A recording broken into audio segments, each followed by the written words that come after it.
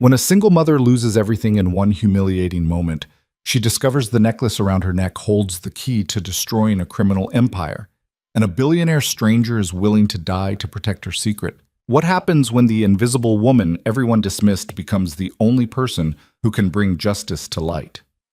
This is Clara's story, a journey from rock bottom to unimaginable truth.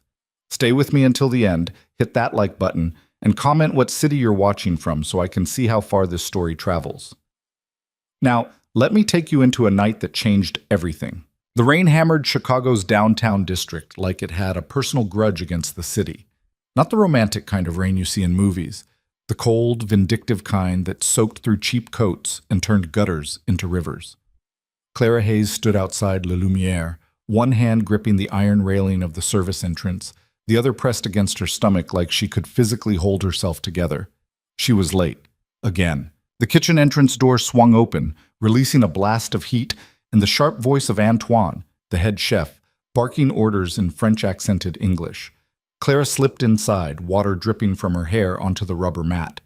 Her uniform, a black dress that had seen better years and shoes held together by sheer determination, clung to her like a second skin. "You're 10 minutes late, Hayes." Margot, the floor manager, appeared from nowhere, her perfectly shaped eyebrows raised in manufactured disapproval. Everything about Margot was manufactured. Her sympathy, her smile, even her French accent that only appeared when customers were listening. "I'm sorry, the bus, save it." Margot didn't even look at her, already turning back toward the dining room. "Table 12 needs water. Table 7 is waiting on their wine. And for God's sake, fix your hair. You look like you swam here." Clara bit back the response that wanted to escape. "I did practically swim here.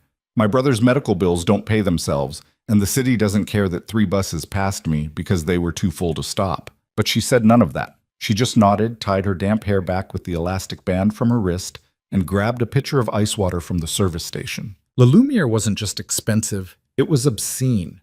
The kind of place where a single appetizer cost more than Clara made in a week.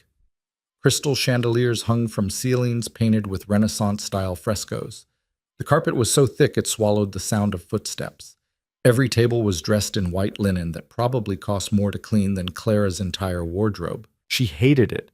Every polished surface, every condescending smile, every person who looked through her like she was part of the furniture.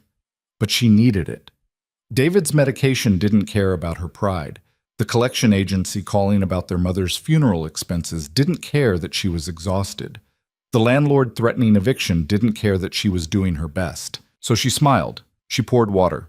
She nodded and said, "Of course, ma'am, and right away, sir," and pretended the weight pressing down on her chest was just fatigue, not the crushing knowledge that she was one mistake away from losing everything. Table 12 was a group of women in their 40s, dripping in jewelry that could have funded a small country. They barely acknowledged Clara's existence as she refilled their glasses, continuing their conversation about vacation homes and charity galas as if she were invisible. Table 7 was worse. Vivian Ashcroft sat at the center of a group of socialites, her laugh carrying across the dining room like shattering glass. She was beautiful in the way that money made possible. Perfect hair, perfect skin, perfect everything except her personality. Clara had served her before. It never went well. Finally, Vivian didn't look up from her phone as Clara approached with their wine. "Do you have any idea how long we've been waiting? I apologize for the delay." Clara kept her voice steady, professional. She'd learned long ago that emotion only made things worse with people like Vivian. She reached forward to pour, but Vivian shifted in her seat at the exact wrong moment. The bottle tilted, and a drop, just one single drop, landed on the white tablecloth near Vivian's plate. Everything stopped. Vivian's eyes went wide, then narrow. "Are you kidding me right now?" "I'm so sorry. Don't touch anything else." Vivian stood up so fast her chair scraped backward. "Margot! Margot!" Heads turned throughout the dining room. Clara felt her face burning, her hands starting to shake. It was one drop, one microscopic drop that hadn't even touched anyone or anything except a tablecloth that was going to be washed anyway. But that didn't matter. Not here. Not to people like this. Margot materialized, her face already arranged in an expression of concern that didn't reach her eyes. "What seems to be the problem?" "Your server," Vivian said the word like it tasted bad. Just spilled wine all over our table. Clara's mouth opened to defend herself, but Margot's hand came up. I'm so sorry, Ms. Ashcroft. This is completely unacceptable. Clara apologized to the table. I already... Now. Clara's jaw clenched so hard her teeth hurt. I apologize. It was an accident. An accident. Vivian crossed her arms. Do you have any idea how much this dress costs? If there's even one stain...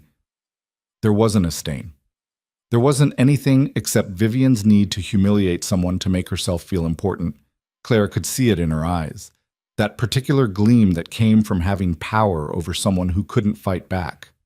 I'll personally ensure your dry cleaning is covered, Margot said smoothly. And of course, your entire table's meal is on the house tonight. Vivian's smile was triumphant. Well, I suppose that's acceptable. Clara, go get fresh linens and reset the table. Immediately. Clara nodded, her throat tight, and turned toward the service station. Behind her, she heard Vivian's voice, intentionally loud enough to carry, honestly, I don't know why they hire people who clearly can't handle the job. Some people just aren't cut out for... Clara's hand reached for the service station door just as another server rushed out. The door swung into Clara's shoulder, throwing her off balance. The crystal pitcher she'd been holding flew from her hands. Time slowed down in that horrible way it does when you know something terrible is about to happen and you're powerless to stop it.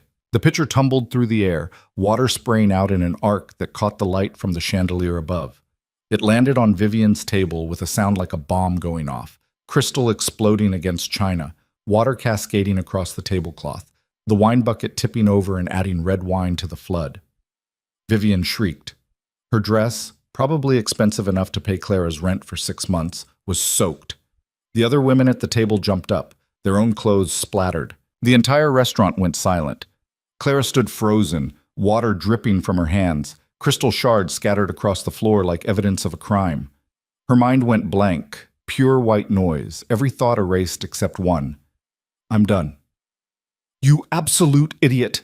Vivian's voice cracked with rage. Do you have any idea what you've done? Margot grabbed Clara's arm hard enough to bruise. My office. Now. It wasn't... The door. Someone... Clara's voice came out broken, desperate. I don't want to hear it. Now. Clara let herself be dragged away from the dining room, aware of every eye on her, every whispered comment, every look of disgust or pity or satisfaction. The kitchen staff parted to let them through, their faces carefully neutral. They'd all been where she was. They all knew how this ended. Margot's office was barely bigger than a closet, dominated by a desk covered in paperwork and a single harsh overhead light. She shut the door and turned to Clara with cold fury. What the hell were you thinking? It was an accident. Someone came through the door and... I don't care. Margot's voice was flat, final. Do you know who Vivian Ashcroft is? Her father owns half the commercial real estate in this city. Her husband is on the board of the restaurant group that owns this place. And you just humiliated her in front of her entire social circle. I'm sorry. I'll apologize again. I'll pay for the dress. You'll do nothing. Margot opened a drawer and pulled out an envelope. Clara recognized it, her final paycheck. You're done. Clear out your locker and leave through the back. The words hit like physical blows. What? No, please, Margot, I need this job. My brother should have thought about that before you made a scene. It wasn't a scene, it was an accident. An accident I can't afford. Margot held out the envelope. Take it and go. Clara stared at the envelope like it might bite her. Inside was maybe $300, enough to cover about a third of David's medication. Not enough for rent, not enough for food, not enough for anything. I have rent due next week. I have not my problem anymore. Margot's expression didn't flicker. I need someone reliable. You're not it. Something cracked inside Clara then. Not dramatically, just a small, quiet break, like ice forming over still water. I've worked here for 2 years. I've covered every shift you needed. I've never called in sick. I've never complained. And you've been late 17 times in the last 6 months. You're exhausted all the time. You make mistakes. Tonight was just the final one. Margot leaned back against her desk.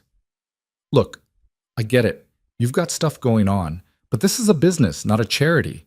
Take the check and go before I call security. Clara took the envelope. Her hands didn't shake anymore.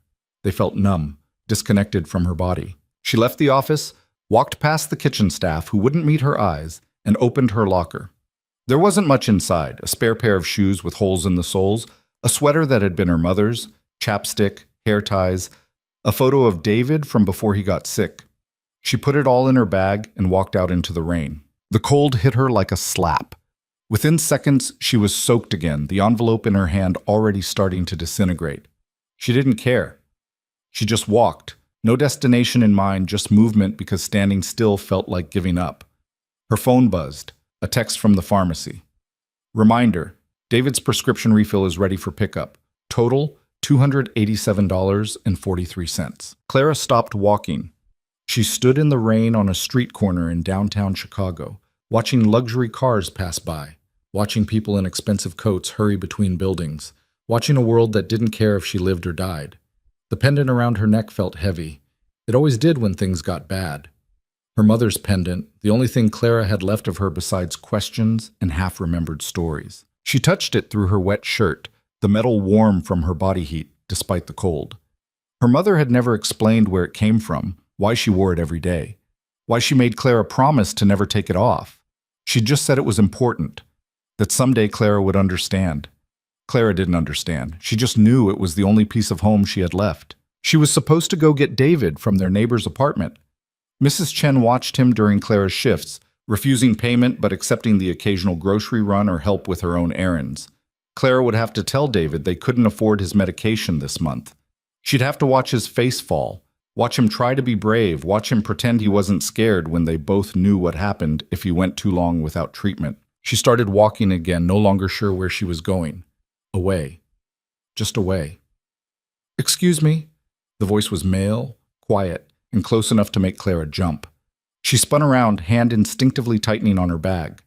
A man stood a few feet away, expensive coat beaded with rain, dark hair slightly disheveled from the wind.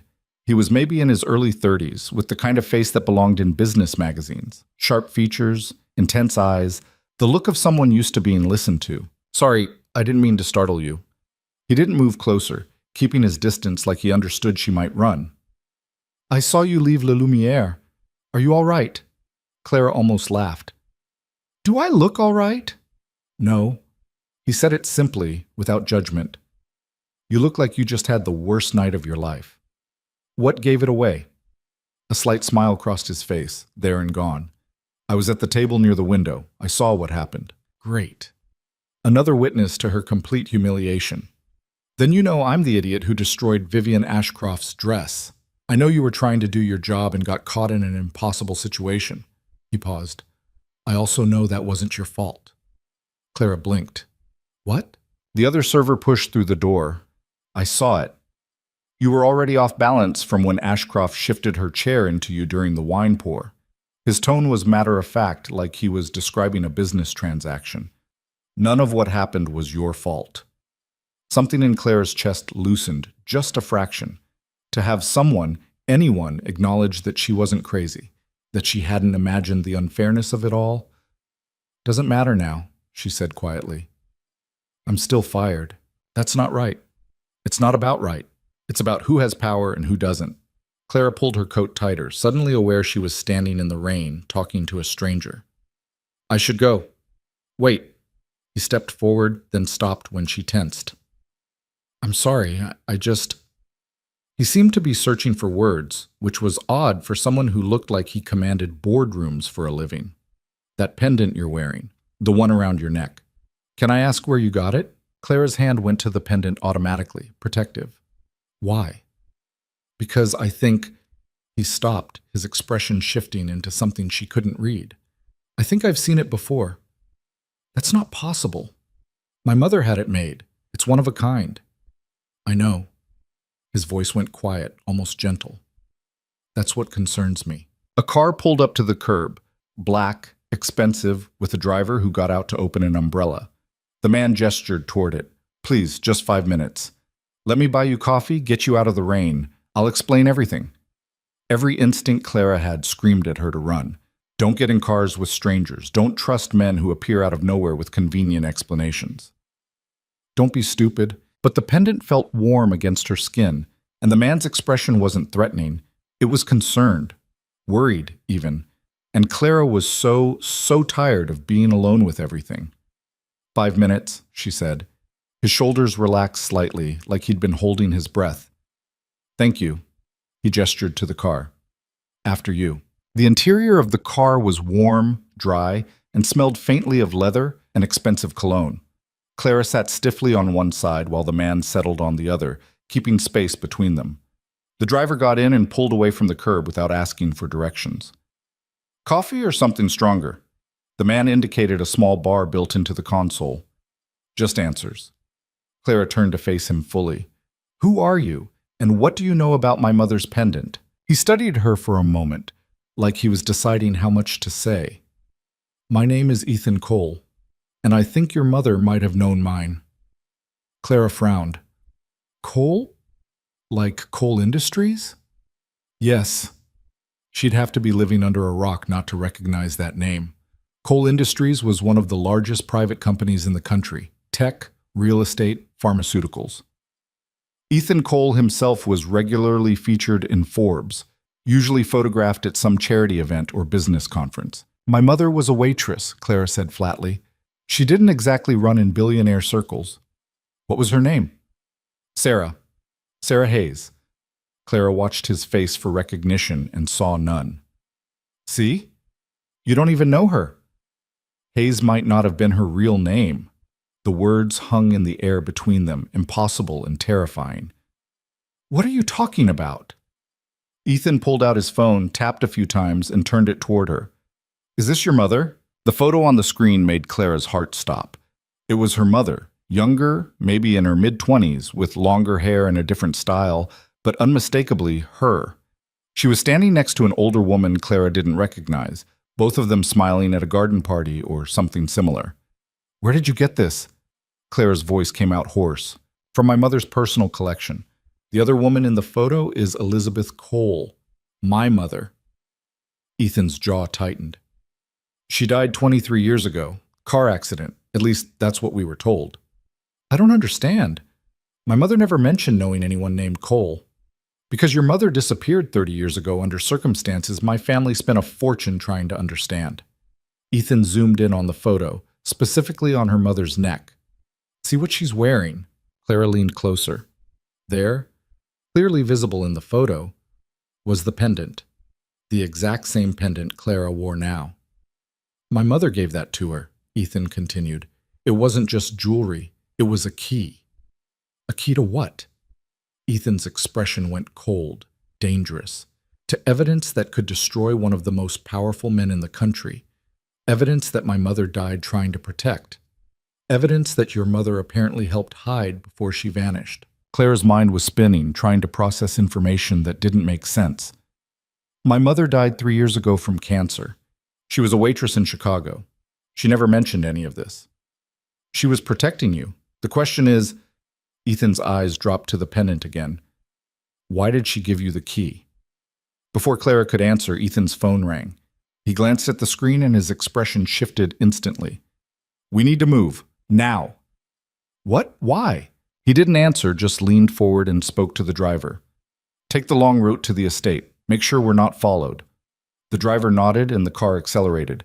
Clara grabbed Ethan's arm. What's happening? Le Lumiere has surveillance cameras. High-end security.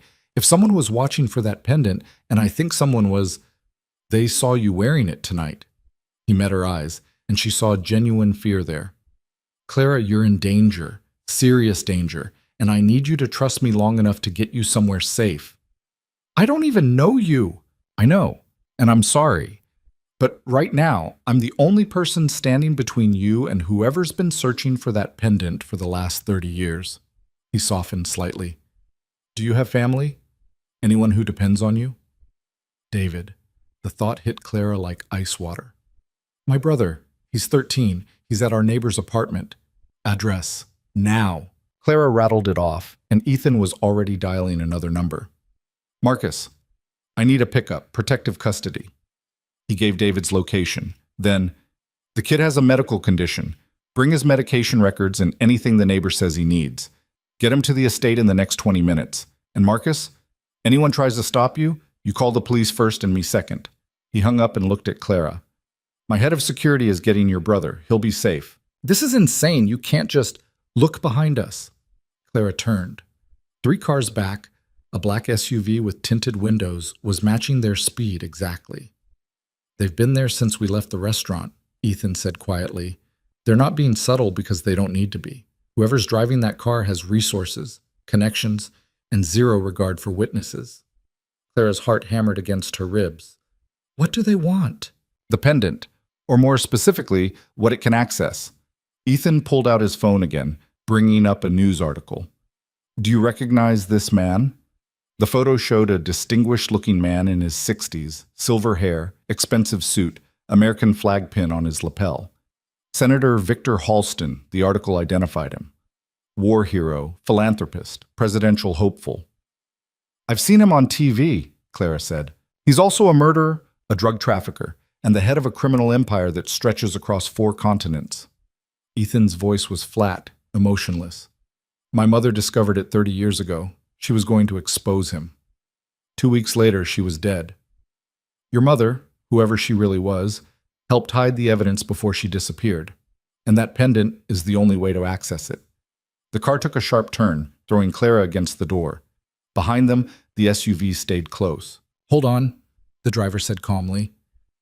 What followed was the most terrifying 3 minutes of Clara's life.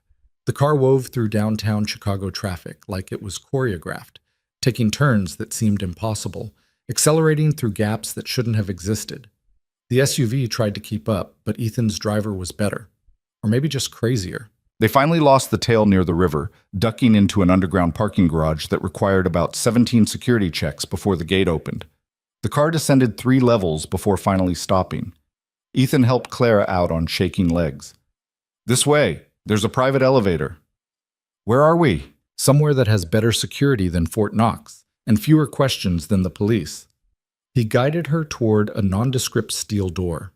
My private residence. The only people who can access this floor are me and people I explicitly authorize. The elevator opened into a space that was equal parts penthouse and fortress. Floor-to-ceiling windows showed the Chicago skyline glittering in the rain. Security monitors lined one wall, showing different angles of the building and surrounding streets. The furniture looked expensive but lived in, like someone actually used it instead of just displaying it. A small voice from the couch made Clara's heart leap. Clara? David sat wrapped in a blanket, looking small and scared and perfect. Clara ran to him, dropping to her knees and pulling him into a hug that made him squeak. You're okay. You're okay. She checked him over with shaking hands. Are you hurt? Did anyone? I'm fine. This really nice guy showed up with Mrs. Chen and said you sent him. He had my medicine and everything. David pulled back, eyes wide. Clara, what's going on? Mrs. Chen looked really scared. I'll explain everything, I promise. Clara looked up at Ethan, who stood a respectful distance away. Can I talk to my brother alone for a minute? Of course. I'll be in the next room if you need anything. He hesitated. For what it's worth, I'm sorry. I know this is overwhelming. After he left, David whispered, Is he telling the truth? Are we in danger? Clara wanted to lie, wanted to tell him everything was fine, that this was all a misunderstanding, that they'd be home by morning. But David deserved better than lies. I don't know, she said honestly, but I'm going to figure it out. And no matter what happens, I'm not going to let anything hurt you, okay? David nodded, but she could see the fear in his eyes. The same fear that had been there when their mother got sick, when the hospital bills started piling up, when he realized that sometimes bad things happen and there was nothing anyone could do to stop them. I'm tired, he said quietly. I know, baby. Me too. Ethan reappeared. There's a guest room set up. Your brother's medication is already organized for the week, and he held up a tablet. I took the liberty of having my assistant contact your landlord and pay your rent for the next 3 months, just until we figure this out. Clara stared at him. You can't just... I already did. Consider it an apology for dragging you into this mess. His expression was unreadable. Get some sleep. Tomorrow we'll figure out what that pendant actually opens and how we can use it before Halston finds you. And if I don't want to help you, then I'll arrange protection for you and your brother, give you enough money to disappear somewhere safe, and wish you luck. Ethan's tone was sincere. I'm not going to force you into this, Clara, but I hope you'll consider it.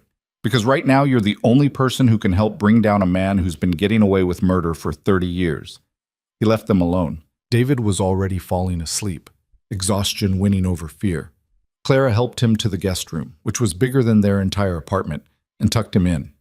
She sat on the edge of the bed, watching his chest rise and fall, and tried to process the impossibility of the last 2 hours. Her mother had lived a secret life. The pendant was a key to evidence. A senator was either a criminal mastermind or the victim of an elaborate conspiracy. And Clara, who couldn't even keep a waitressing job, was somehow at the center of it all. She touched the pendant through her shirt, feeling its familiar weight. "Someday you'll understand," her mother had said. Clara was beginning to think she didn't want to. Clara didn't sleep. She sat in the guest room's armchair, watching David breathe and listening to the unfamiliar sounds of Ethan's penthouse. The hum of climate control, the distant whoosh of the elevator, rain still pelting the windows 40 stories up. Around 3 in the morning, her phone buzzed. A text from an unknown number. "We know where you are. Give us the pendant, and we'll let the boy live." Her blood turned to ice. She was halfway to David's bedside when the bedroom door opened and Ethan stepped in, his own phone in hand. He wasn't wearing a suit anymore, just dark pants and a t-shirt that made him look younger, more human. "It's a bluff," he said quietly, seeing her expression. "They don't know you're here. They're fishing." "How can you be sure?" "Because if they knew, they'd already be dead or in custody." He crossed to the window, pulling the curtain back slightly to look at the street below. "Halston's people are good, but they're not that good. This building has military-grade security, motion sensors, facial recognition, armed guards who actually know how to shoot. We're safe here." Clara looked at her brother's sleeping form. "For how long?" "As long as it takes." Ethan let the curtain fall and turned to face her. "Did you respond to the text?" "No." "Good. Don't. They want you scared and making mistakes." He paused. "You should try to get some rest." "I can't." "Yeah." He said it like he understood completely. "Me neither." They stood in silence for a moment, two strangers thrown together by circumstances neither had chosen. Clara studied him in the dim light filtering through the curtains. He looked tired. Not just physically, there was something deeper there, an exhaustion that came from carrying weight for too long. "Can I ask you something?" Clara kept her voice low, conscious of David sleeping a few feet away. "Sure. Why do you care? About any of this?" She gestured vaguely at the room, the situation, everything. "Your mother died 30 years ago. You've clearly moved on, built an empire. Why risk it now?" Ethan's jaw tightened. "Because I haven't moved on." "Not really." He walked to the door, then stopped. "Come with me. There's something I want to show you." Clara glanced at David, hesitant to leave him even for a moment. "He's safe," Ethan assured her. "The room's monitored. If he so much as rolls over, we'll know." She followed him down a hallway lined with abstract art that probably cost more than most people's houses. Ethan led her to a door that required both a keycard and a fingerprint scan. Inside was an office that looked more like a war room. One entire wall was covered in photographs, newspaper clippings, documents connected by red string like something out of a crime drama. Clara stepped closer, her eyes trying to make sense of the chaos. "This is everything I've collected over the last 15 years, Ethan said.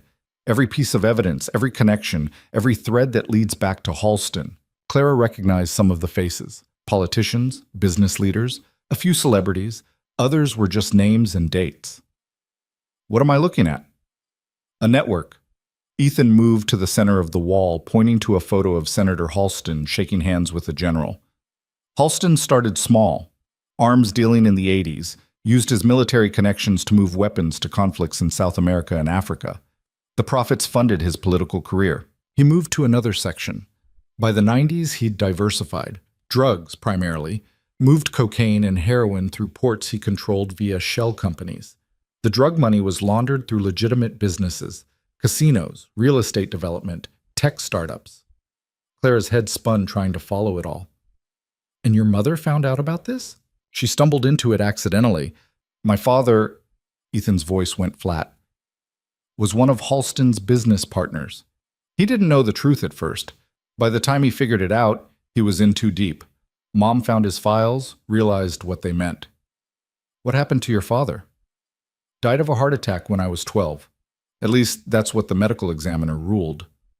Ethan's expression was carved from stone. I think Halston had him killed when he threatened to go public. Clara touched one of the photographs. A young woman, maybe 25, with kind eyes and dark hair. Who's this? Rebecca Chen, journalist. Started investigating Halston in 2019. Found dead in her apartment 3 weeks later, ruled a suicide. He pointed to another photo. Marcus Webb, federal prosecutor, building a case against Halston's drug network. Car accident on the way to a grand jury hearing. The wall was full of them. Dozens of faces, dozens of lives, all connected by red string to Halston's photo at the center like a spider's web. How is he not in prison? Clara whispered. Because he's careful. He insulates himself with layers of deniability. Shell corporations, offshore accounts, intermediaries who take the fall when things go wrong. Ethan's hand curled into a fist. And he has people everywhere, FBI, DEA, local police, judges, prosecutors, politicians. Anyone who gets close either ends up dead or compromised. Clara turned to face him. And you think my mother's pendant is the key to bringing him down? After 30 years? I think your mother and mine were smarter than Halston gave them credit for. Ethan pulled out a leather journal from his desk drawer.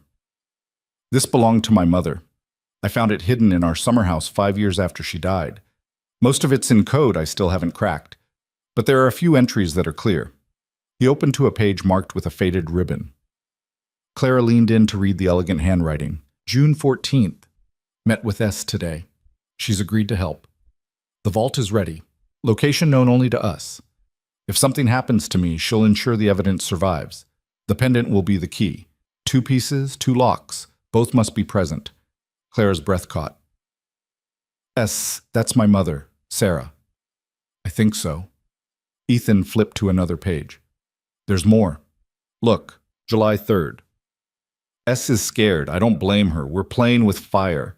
But she understands what's at stake. She has someone she cares about. Someone who makes her want to believe in a better world. I told her that's exactly why we have to do this. For the people we love. For the future they deserve. Clara's throat tightened. Her mother had been pregnant with her that summer. The timeline matched. She was going to be a mother, Clara said softly. She wanted you to know that she understood why your mom was doing this. Ethan closed the journal carefully. After my mother died, your mother disappeared. Changed her name, apparently. Moved to Chicago. Had you. Lived a normal life. He met Clara's eyes. She could have destroyed the evidence or sold it to Halston for enough money to never work again. But she didn't. She kept it hidden and kept you safe. Until 3 years ago when she died and I inherited a pendant I didn't understand. Clara touched the metal through her shirt. You said 2 pieces, 2 locks. Where's the other pendant? I don't know. I've been searching for it for 10 years. I thought maybe it was buried with my mother, but when I had her coffin opened, he stopped, his jaw working. It wasn't there. Just her wedding ring and a necklace my father gave her. Clara's mind raced. What if the other pendant isn't a pendant at all? What if it's something else? Like what? Your mother's journal said 2 pieces, 2 locks. Maybe one piece is the pendant and the other is, I don't know, something else your mother had? Ethan considered this, then moved to a filing cabinet. After Mom died, I kept everything of hers. Jewelry, clothes, books. Most of it's in storage, but the important pieces are here. He pulled out a small wooden box. Inside were treasures from a life cut short.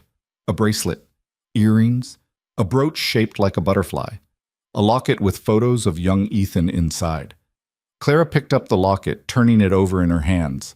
It was beautiful, gold, intricately carved with flowers, and on the back, almost too small to see, was an inscription. Look at this, she showed Ethan. He pulled out a magnifying glass from his desk drawer, because, of course, he had one, and examined the inscription. Its coordinates. For what? I have no idea. He was already moving to his computer, pulling up mapping software. Let me cross-reference. He typed rapidly, then froze. That's not possible. What? Ethan turned the monitor toward her. The coordinates pointed to a building in downtown Chicago, a building Clara recognized. Halston Tower, Senator Victor Halston's personal fortress, and the headquarters of his business empire. The vault is in his own building, Clara breathed. Your mother's hid the evidence in the last place he'd think to look, which means getting to it is going to be impossible. Ethan ran a hand through his hair, frustration evident. Halston Tower has security that makes this place look like a high school. Biometric scanners, armed guards, surveillance on every floor. Even if we could get inside, we'd never make it to wherever the vault is hidden. Where do the coordinates point specifically? Ethan zoomed in on the map. Sub-basement 3. According to the building plans, he pulled up another window. That level doesn't officially exist. Then how do you know about it? Because I helped design the security system for that building 12 years ago, before I knew who Halston really was. His expression turned bitter. He came to Cole Industries wanting the best system money could buy. Encryption, access protocols, the works. I was young, ambitious, and stupid. I thought I was helping protect a senator. Instead, I helped him build an impenetrable fortress. Clara moved closer to the screen. You built the security. That means you know how to bypass it. In theory.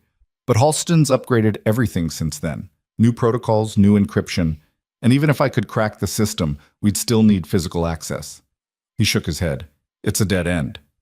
What if it's not about breaking in? Clara's mind was working through possibilities. What if we go in through the front door? They'd arrest us on sight. Halston's probably already circulated our photos to his security team. Not if we give them a reason to invite us. Clara turned to face Ethan fully. You said Halston is running for president. That means he's courting donors, throwing fundraisers, building his public image. Ethan's eyes narrowed. You want to walk into a Halston campaign event. I want to hide in plain sight.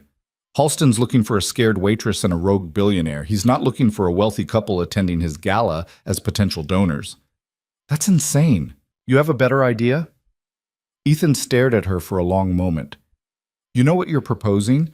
One mistake and we're dead. Halston won't hesitate to kill us both and make it look like an accident. I know. Claire's voice was steady despite the fear coursing through her. But my mother spent 30 years protecting this evidence. I'm not going to let her sacrifice be for nothing. Something shifted in Ethan's expression. Respect, maybe. You're braver than you think. I'm terrified. There's a difference. Clara glanced back toward where David slept. But I'm more terrified of doing nothing, of spending the rest of my life running, looking over my shoulder, waiting for Halston to find us. She met Ethan's gaze. My mother was brave enough to help yours. The least I can do is finish what they started. Ethan pulled out his phone. Halston's hosting a gala next weekend. $5,000 a plate, formal attire, extensive security screening. He looked up. I can get us on the guest list under aliases, but we'll need to be convincing. New identities, complete backgrounds, the whole package. Can you do that in a week? I know people who can do it in 3 days. He was already texting. But Clara, once we commit to this, there's no turning back. Halston will know we're coming for him. He'll use every resource he has to stop us. Then we better not give him the chance. The next 3 days blurred together in a crash course on becoming someone else. Ethan brought in a team he trusted, people who'd worked with him for years, and had their own reasons for wanting Halston taken down. Marcus was the head of security. Claire had briefly met the night everything changed. Ex-military, built like a tank, with a scar running down his left cheek and eyes that missed nothing. He worked with Clara on basic self-defense. You're not going to win a fight against a trained operative, he told her as she struggled to escape a hold he'd put her in. But you can buy yourself 10 seconds to run. 10 seconds is the difference between living and dying. Elena was the team's tech specialist, a woman in her 50s with purple-streaked gray hair and an ability to hack anything with a circuit board. She created Clara's new identity. Meet Victoria Ashford, Elena said, showing Clara a fabricated passport. Heiress to a pharmaceutical fortune, newly engaged to Ethan Cole. To Alexander Sterling, billionaire real estate developer. You two met at a charity auction in Monaco. Very romantic. Do I need to know about pharmaceuticals? Clara asked. Just smile and let Alexander do the talking. Rich men love explaining things to pretty women. It's annoying but useful. Vanessa was the stylist, and she looked at Clara like a sculptor examining a block of marble. We need to transform you completely. Hair, makeup, posture, the way you move. When you walk into that gala, no one can see a waitress. They need to see money. The transformation was uncomfortable. Vanessa cut Clara's hair into a sleek bob, added subtle highlights, and spent hours teaching her how to walk in heels without looking like she was about to fall over. Confidence, Vanessa coached. You're not asking permission to be there. You belong there. You're doing them a favor by showing up. Elena worked with her on the accent, softening her Chicago vowels, adding a slight mid-Atlantic lilt that suggested boarding schools and European vacations. The hardest part was the background story.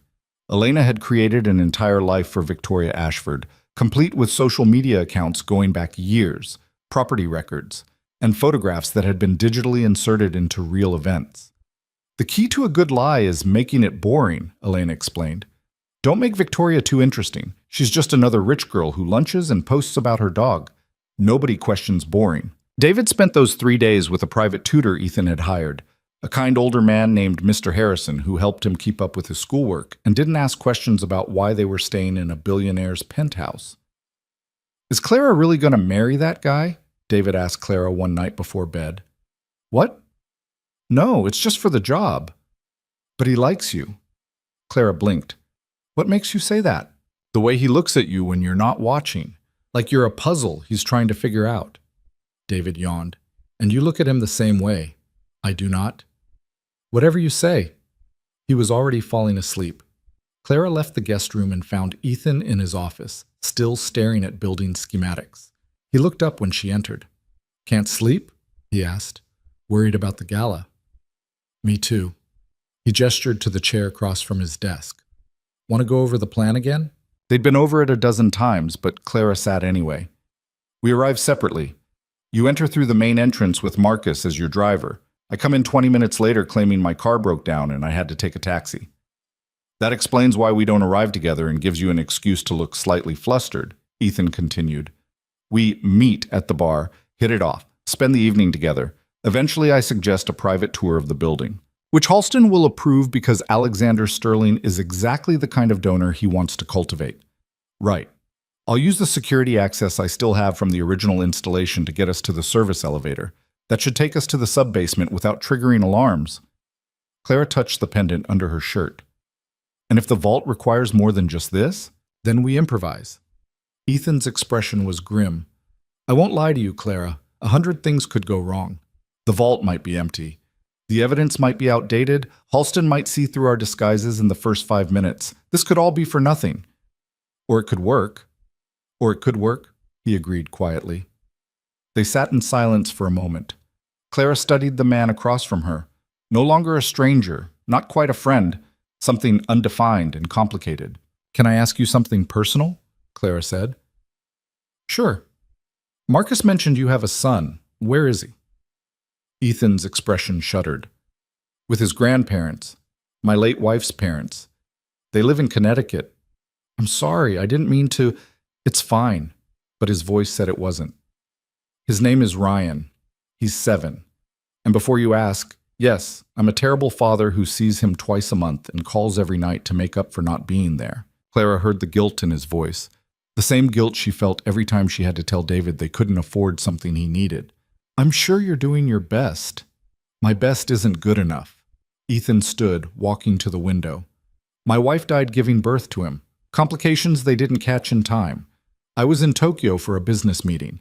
By the time I got back, she was gone, and I had a son I didn't know how to raise. That wasn't your fault, wasn't it? He didn't turn around. I chose the meeting over being there. I chose work over family. And now Ryan's growing up with grandparents instead of his father, because I'm too busy chasing ghosts and building empires. Clara joined him at the window. You're trying to make the world safer for him. That counts for something. Does it? Ethan's reflection in the glass looked haunted. Or am I just using Halston as an excuse to avoid being present in my son's life? Clara didn't have an answer for that. She just stood beside him, watching the city lights, 2 broken people preparing to walk into the lion's den. The night of the gala arrived faster than Clara was ready for. Vanessa helped her into a dress that cost more than Clara used to make in 6 months, deep emerald silk that hugged her body and made her feel like an imposter. You look perfect, Vanessa assured her. Every man in that room is going to wish he was Alexander Sterling. Clara barely recognized herself in the mirror. The woman looking back had sleek hair, flawless makeup, and diamond earrings Ethan had insisted were just cubic zirconia, but Clara suspected weren't. "I can't do this," Clara whispered. "Yes, you can." Vanessa met her eyes in the mirror. "You're doing it for your mother, for David, for every person Halston has hurt." She placed a hand on Clara's shoulder. "And you're not alone." The car ride to Halston Tower felt both endless and too short. Marcus drove, his eyes constantly checking mirrors. "Remember," he said as they pulled up to the valet station, "you're Victoria Ashford. You've done this 100 times. You're bored by it." Clara took a deep breath and stepped out of the car. The January cold bit through her thin wrap, but she kept her expression neutral, unimpressed. The lobby was all marble and gold, filled with Chicago's elite in tuxedos and designer gowns. Clara joined the line for security screening, her heart hammering so hard she was sure everyone could hear it. The security guard was young, professional, barely glancing at her face as he checked her ID against his list. "Ms. Ashford, welcome. Please proceed through the scanner." Clara walked through the metal detector, praying the pendant wouldn't trigger anything. It didn't. The guard waved her through with a polite smile. She was in. The ballroom was on the 30th floor, accessible via a bank of elevators with an attendant checking invitations. Clara handed over hers, received a champagne glass in return, and rode up with a group of donors discussing stock portfolios and vacation homes. The ballroom took her breath away. Crystal chandeliers, a live orchestra, ice sculptures, and enough flowers to stock a funeral home. People in clothes worth small fortunes mingled and laughed, completely oblivious to the fact that their host was a monster. And there, at the center of it all, stood Senator Victor Halston himself. He was shorter in person than he appeared on TV, but he commanded the room anyway. Silver hair, perfectly styled, American flag pin on his lapel, smile that had charmed millions. He was currently speaking with a group of donors, his hand on the shoulder of a Supreme Court justice. Clara's hands shook. She forced herself to breathe, to remember her training. "You're Victoria Ashford. You belong here." Champagne's terrible, isn't it? Clara turned to find Ethan, Alexander Sterling, standing beside her. He looked devastating in a tailored tuxedo, his dark hair styled back, a slight smile playing at his lips. "Absolutely dreadful," Clara said, letting the accent Elena had drilled into her take over. "One would think a senator could afford better." "One would think?" Ethan's eyes scanned the room, cataloging exits and security positions. "I don't believe we've met. Alexander Sterling." "Victoria Ashford." Clara extended her hand and Ethan kissed it lightly. The gesture should have felt ridiculous, performative. Instead, it sent electricity up her arm. "You're here alone?" Ethan asked. "My date canceled last minute, crisis at the office." Clara sipped her champagne. "And you?" "I prefer to fly solo at these things. Less complicated." His eyes met hers, and Clara saw the question there. "Are you ready?" She gave the slightest nod. They spent the next hour playing their parts perfectly, laughing at each other's jokes, standing just close enough to suggest interest, drawing attention in exactly the right way. Clara could feel eyes on them, the beautiful couple no one quite recognized, but who clearly belonged. Eventually, as planned, Halston made his way over. "Mr. Sterling," Halston's voice was warm, practiced. "I was hoping to meet you tonight. I'm a great admirer of your work in sustainable development." "Senator," Ethan shook his hand. "The pleasure is mine. This is my new friend, Victoria Ashford." Halston's smile was charming as he turned to Clara, but his eyes were cold, calculating. "A pleasure, Ms. Ashford. Are you enjoying the evening?" "It's lovely," Clara said, meeting his gaze without flinching. "Though I must admit I'm more interested in the building itself. The architecture is stunning. Would you like a tour?" Halston offered smoothly. "I rarely get to show off my headquarters to people who appreciate design." Clara's pulse spiked, but she kept her expression merely interested. "That would be wonderful." Ethan placed a hand on the small of her back. "If it's not too much trouble, Senator, we'd both love to see it." Halston gestured to one of his security team. "Marcus will show you around. I'd join you myself, but duty calls." He clasped Ethan's shoulder. "Do make sure to find me before you leave, Mr. Sterling. I'd love to discuss potential partnerships." "Of course, Senator." They were escorted out of the ballroom by a different Marcus, Halston's Marcus, not theirs. This one was older, harder, with the eyes of someone who'd done terrible things without losing sleep. The tour was standard: executive offices, conference rooms, the senator's personal library. All impressive, all carefully curated to project power and legitimacy. The building goes down 3 stories, Tour Marcus said as they approached a service elevator. But those levels are restricted. Security operations mainly. Of course, Ethan said easily. We wouldn't want to interfere with that. Tour Marcus nodded and checked his phone. I need to take this call. Will you two be all right finding your way back to the gala? Absolutely, Clara assured him with Victoria's confident smile. The moment he disappeared around the corner, Ethan pulled out a device Elena had given him. He pressed it against the elevator's security panel and waited. Come on, he muttered. Come on. The panel beeped. The elevator doors opened. They stepped inside and Ethan pressed B3. The doors closed. That was almost too easy, Clara whispered. Don't jinx it. The elevator descended, passing B1 and B2 without stopping. Then, between B2 and B3, it jolted to a halt. Emergency lights kicked in, bathing everything in red. An alarm started wailing. We're locked in, Ethan said, already working on the panel. Someone overrode the system. Clara's blood ran cold. They know we're here. Not necessarily. Could be automatic security protocols. But Ethan's expression said he didn't believe that. The elevator intercom crackled to life. Mr. Cole, came Halston's voice, no longer warm or charming. Did you really think I wouldn't recognize you? That I wouldn't know the moment you walked into my building? Ethan's jaw clenched. Senator, I've been waiting for you to make a move.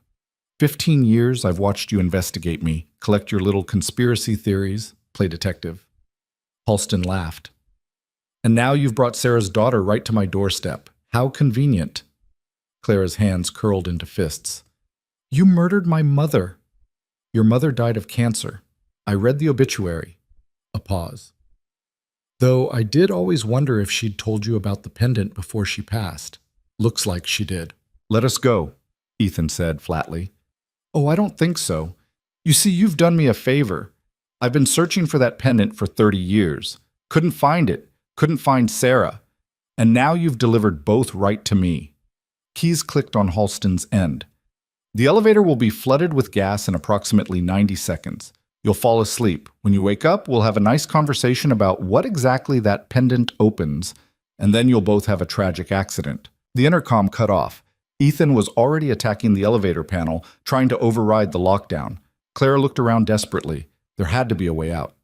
The emergency hatch, she said, pointing up. Even if we get through, we're stuck between floors. Nowhere to go. Then we go up. Clara kicked off her heels and reached for the hatch. Help me. Ethan boosted her up. Clara's fingers found the latch, and she pushed with everything she had. The hatch popped open. She pulled herself through just as a faint hissing sound started below. The gas. Clara reached down for Ethan. He jumped, caught her hands, and she hauled him up with strength she didn't know she had. They both scrambled onto the elevator roof as gas started filling the car below. Above them was darkness and the elevator shaft. Below was knockout gas and capture. There, Ethan pointed to a maintenance ladder attached to the shaft wall. We climb. They climbed in the dark, hands slipping on metal rungs, evening clothes shredding. Clara didn't think about the drop beneath them or the impossibility of what they were doing. She just climbed. They reached B2 and Ethan forced the doors open with brute strength and desperation. They tumbled into a corridor lined with servers and security equipment. Alarms shrieked everywhere. This way! Ethan grabbed Clara's hand and ran. They burst through a door into a storage area, then another into what looked like a maintenance tunnel. Behind them, Clara could hear shouting, footsteps, the sound of pursuit. Ethan pulled her into a side corridor, and they pressed against the wall, breathing hard. We can't get to the vault now, Clara whispered. Security's everywhere. I know. Ethan's mind was clearly racing. We need a new plan. I have one. Clara met his eyes.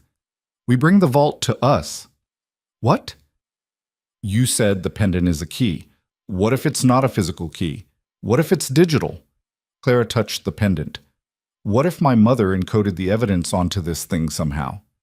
Ethan stared at her. If that's true, we don't need the vault at all. We need Elena. Can you get us out of here? Yeah. Ethan pulled out his phone, texted something quick. Marcus is bringing the car to loading dock C. We've got maybe 3 minutes before Halston's people lock down the building. They ran. The loading dock was chaos. Forklifts, delivery trucks, workers in coveralls who scattered the moment they saw Ethan and Clara running through in torn evening wear. Clara's bare feet slapped against concrete, her destroyed dress catching on a pallet of boxes as they ducked behind a shipping container. There.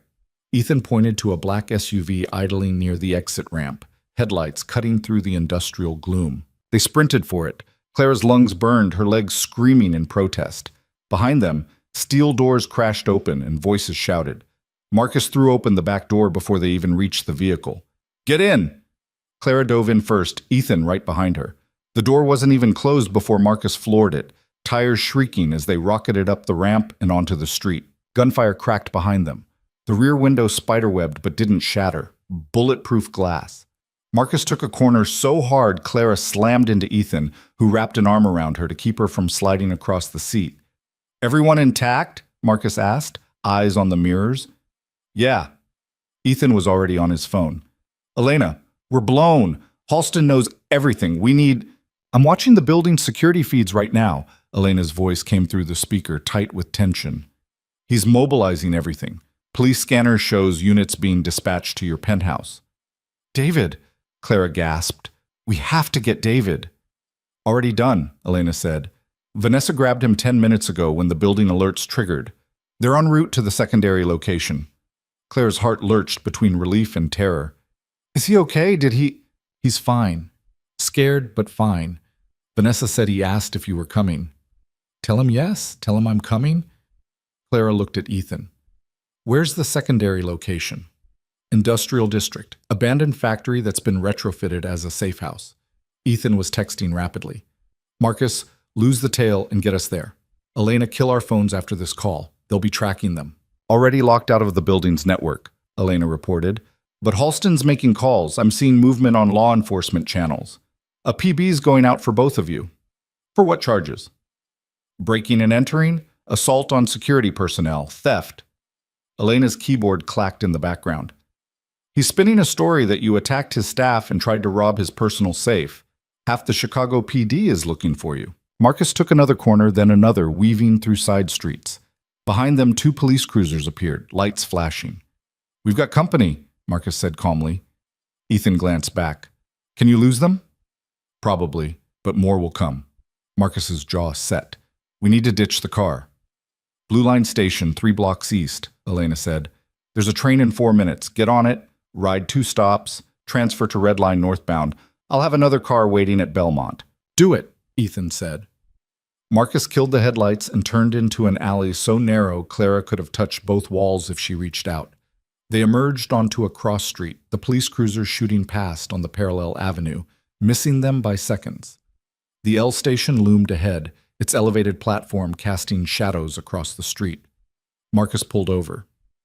"Go. I'll handle the car and the police." "Marcus," Ethan started.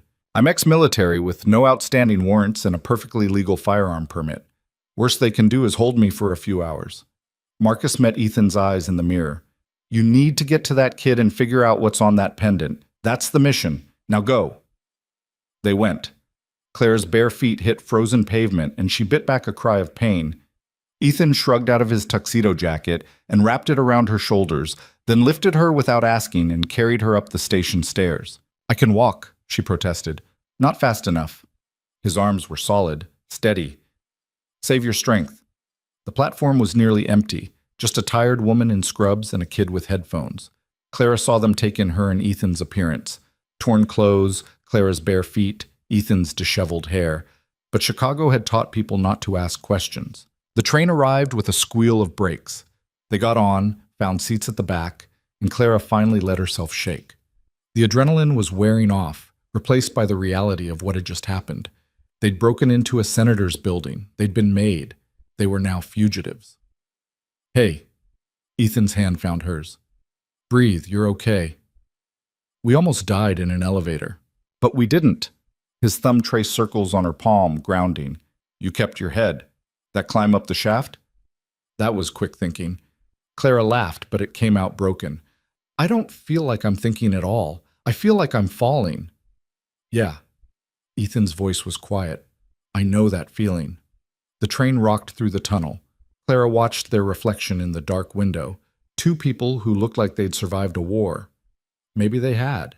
Your theory about the pendant, Ethan said after a moment. You think the evidence is encoded on it somehow? Clara pulled it out, the metal warm from her skin. In the train's fluorescent light, she could see details she'd never noticed before. Tiny etchings along the edge. A seam that suggested the pendant might open. My mother wore this every day for 30 years. She never took it off, not once. When she got sick, when she could barely move, she made sure it was around her neck. Clara's throat tightened. The day before she died, she made me promise to keep it safe, to never lose it. She said it was important. Did she say why? She said someday you'll understand what it means. Clara turned the pendant over. I thought she was being sentimental. I thought it was just about remembering her. Ethan studied it carefully. May I? Clara hesitated, then lifted the chain over her head and handed it to him. It felt wrong, being separated from it even for a moment. Ethan held it up to the light, examining the etchings. These aren't decorative. They're too precise. And this seam, he tried to pry it open, but it wouldn't budge. It's locked somehow. Maybe it needs the other piece, your mother's locket. Maybe. Ethan gave it back to her. Elena will know. If there's data encoded on this thing, she can extract it. The train pulled into their stop. They got off, transferred to the red line as instructed, and rode in silence. Claire kept checking over her shoulder, expecting police at every stop, but none came. The car Elena had promised was waiting at Belmont, a nondescript sedan with the keys in the visor and a bag in the back seat containing clean clothes, phones, and cash. Ethan drove while Clara changed in the back seat, pulling on jeans and a sweater that smelled like laundry detergent and anonymity. Her feet were cut and bruised, but the sneakers in the bag fit well enough. Elena thinks of everything, Clara said, tossing Ethan a change of clothes over the seat. She's been planning for worst-case scenarios since the day I hired her. Ethan pulled over briefly to change, then got them moving again. Her daughter was killed by a drunk driver 15 years ago. The driver walked because he was the nephew of a city councilman. Elena's been collecting dirt on corrupt officials ever since. Clara watched the city slide past. Everyone on your team has a reason for wanting Halston down. Everyone except you. You just got dragged into this. My mother died protecting evidence against him. I'd say I have a reason. Clara touched the pendant through her sweater. I just wish I understood why she never told me. Why she let me grow up thinking she was nobody, that we were nobody. Maybe she wanted you to have a normal life, a safe one. Well, that worked out great. The bitterness in Clara's voice surprised her. Ethan glanced over. You're angry at her. I'm angry at all of it. Clara's hands clenched. I'm angry that she lied, that she died before explaining, that I spent 3 years thinking this pendant was just a keepsake when it was actually... She stopped. I don't even know what it is. That's the worst part. I'm running for my life and I don't even know what for. Then we'll find out, together. The word together did something strange to Clara's chest. She wasn't used to having someone on her side, someone who didn't need her to be strong or capable or okay. Someone who just let her be scared. The safe house was exactly what Ethan had described, an old factory in the industrial district, the kind of building people walked past without seeing. But inside, it had been transformed into something functional. Reinforced walls, security cameras, a generator humming in the basement. Vanessa met them at the door. Thank God we've been watching the news. Halston's people are saying you're armed and dangerous. Where's David? Clara pushed past her. Upstairs, second room on the left. He's been asking for you. Clara took the stairs 2 at a time and burst into the room. David sat on a cot, looking small and scared. Mr. Harrison beside him with a hand on his shoulder. Clara! David launched himself at her and she caught him, holding on tight. I'm here. I'm okay. We're okay. She pulled back to look at him. Did anyone hurt you? Did they? No. Vanessa just came and said we had to leave right now, that you were in trouble. His eyes were wet. What's happening? Why are the police looking for you? Clara glanced at Mr. Harrison, who took the hint and stepped outside, closing the door. She sat on the cot, and pulled David down beside her. I need to tell you something. About Mom. About who she really was. Over the next 20 minutes, Clara told him everything. Their mother's secret life, the pendant, Halston, the evidence. David listened with wide eyes, not interrupting, processing information too big for a 13-year-old. So Mom was like a hero, he said finally. Yeah, I guess she was. And now you're finishing what she started. Clara hesitated. I'm trying to. But David, it's dangerous. Really dangerous. If something happens to me, nothing's going to happen to you. His voice was fierce, determined. Because you're like her. You're brave. I'm not brave. I'm terrified. That's what brave means. David grabbed her hand. It means being scared and doing it anyway. Clara pulled him close, blinking back tears. When had her little brother gotten so wise? Downstairs, Elena had set up a mobile lab on a folding table, surrounded by laptops and equipment Clara couldn't identify. She looked up when Clara entered, Ethan already beside her examining a screen. Let's see it, Elena said. Clara handed over the pendant.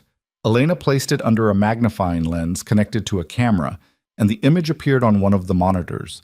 The etchings magnified, revealing what looked like binary code. Holy hell, Elena breathed. Your mother was a genius. This isn't just decoration, it's a data storage system. Mechanical encoding, impossible to hack because there's nothing digital to hack. You need the physical object. Can you read it? Ethan asked. Give me an hour. Elena was already photographing the etchings from different angles. I'll need to write a program to translate the mechanical encoding to binary, then binary to whatever file format she used. It's going to take time. We might not have time, Vanessa said from the doorway. She had a tablet showing a news broadcast. You need to see this. Senator Halston filled the screen, standing at a podium with Chicago PD logos behind him. He looked grave, concerned, the picture of civic responsibility, deeply saddened by tonight's events. Mr. Cole is someone I considered a friend, a respected businessman. To learn that he was involved in corporate espionage, that he would assault my security staff and attempt to steal proprietary information is shocking. The reporter's voice cut in. Senator, can you confirm that Ethan Cole is being sought in connection with the attack? I can confirm that Chicago PD has issued warrants for Mr. Cole and his accomplice, Victoria Ashford, though we've since learned that's an alias. Her real identity is Clara Hayes, a former waitress with a history of theft. Clara's stomach dropped. That's a lie. He's rewriting your history, Ethan said, his voice tight with anger. Creating a narrative. Halston continued. We believe Ms. Hayes became involved with Mr. Cole romantically and was manipulated into helping him. She may not even realize the seriousness of what she's done. If she's watching this, Clara, please turn yourself in. We can help you. The reporter again. Do you believe they're still in Chicago? I hope they are. I hope they come to their senses before anyone else gets hurt. Halston's expression was perfectly calibrated, sympathetic but firm. This is a tragedy. Two people making terrible choices, but we will find them, and justice will be served. Vanessa muted the broadcast. He's good. I almost believe him. The public will believe him, Elena said grimly. By morning, every major outlet will be running this story. Billionaire gone rogue, corrupting an innocent waitress. It's too good not to run with. Clara felt sick. My face is going to be everywhere. Not just your face. David's too, probably. They'll find out you have a brother, spin some story about you doing this for his medical bills. Ethan's jaw clenched. Halston's making you sympathetic, so when he kills you, the public will think it's justified. Can we counter it? Vanessa asked. Put out our own statement? With what proof? Elena gestured at the pendant under her magnifier. We don't even know what we have yet. Anything we say now just looks like deflection. Clara's phone, the new burner from the car, buzzed. A text from an unknown number. Cute kid. Would be a shame if something happened to him while his sister plays hero. Her blood turned to ice. She showed it to Ethan. His expression went cold, dangerous. He's threatening David. He knows we're together, knows David's with us. Clara's mind raced. How? We ditched the car, changed phones. He doesn't know, Elena said, still focused on her screen. He's fishing again, trying to scare you into making a mistake. It's working, Clara said. Ethan took the phone from her. Don't respond. Don't give him anything. He looked at Elena. How long until you crack the pendant? 45 minutes? Maybe less? Then we wait, and we plan. Ethan turned to Vanessa. The gala. Halston will use it for more than just fundraising now. He'll want to control the narrative, show strength. He's scheduled a press conference tomorrow afternoon, Vanessa confirmed, announcing his presidential campaign officially. Perfect. Ethan's mind was clearly working through scenarios. That's when we hit him. Clara stared. You want to go back there? Not there. But we need a public venue, somewhere he can't control the story. Ethan pulled up a map on one of Elena's laptops. He's doing the press conference at the Civic Center. Media from every major outlet. Live coverage. You want to expose him in front of the press, Clara said slowly. If Elena can extract the evidence, yes. We walk in, interrupt the conference, and release everything. Live broadcast means he can't suppress it. The whole country will be watching. They'll arrest us the second we show our faces. Probably. Ethan met her eyes. But if we've already released the evidence, it won't matter. The truth will be out there. Halston will go down even if we go down with him. Clara looked around the room, at Elena hunched over her equipment, at Vanessa pulling up building schematics, at Ethan watching her with an expression she couldn't quite read. This is insane, she said. Completely, Ethan agreed. We could die. Yeah. And you're okay with that? Ethan was quiet for a moment. My son deserves to grow up in a world where men like Halston don't have power. If I have to sacrifice everything to make that happen, then yes, I'm okay with that. Clara thought of David upstairs, of the future he deserved, of her mother, who'd spent 30 years protecting this secret, of all the people Halston had hurt and would continue hurting if someone didn't stop him. Okay, she said. Let's do it. Elena's program finished running 90 minutes later. She called everyone over to the main monitor, her expression unreadable. I've extracted the data, she said. There's a lot. Financial records, photographs, audio recordings, shipping manifests, names and dates going back 35 years. Is it enough? Ethan asked. Elena pulled up a file. Bank transfers showing millions flowing from a cartel to a corporation owned by Halston.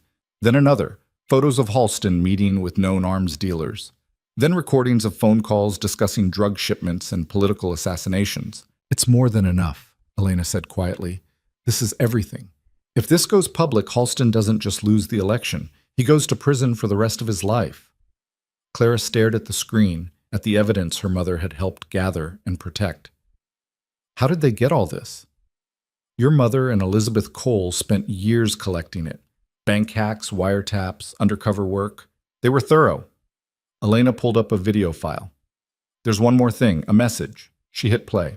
The screen showed a younger version of Clara's mother sitting in what looked like a hotel room. She was maybe 25, visibly pregnant, exhausted. If you're watching this, it means I'm gone and you found the pendant. Her mother's voice was shaky, but determined. Clara, sweetheart, I'm sorry. I'm sorry I couldn't tell you the truth. I'm sorry I had to lie about who I was. But I need you to understand why. Tears streamed down Clara's face. Ethan's hand found her shoulder, steadying. Elizabeth Cole was my best friend. When she discovered what Halston was doing, she asked for my help. I said yes because I wanted to believe people could be good, that we could fix things. We gathered evidence for 2 years, and then Elizabeth died, and I knew I was next. On screen, Clara's mother wiped her eyes. I was pregnant with you. I couldn't risk your life for this. So I took my half of the evidence, disappeared, and became someone else. Sarah Hayes. Nobody. Just another single mother trying to get by. She looked directly at the camera, and it felt like she was looking right at Clara.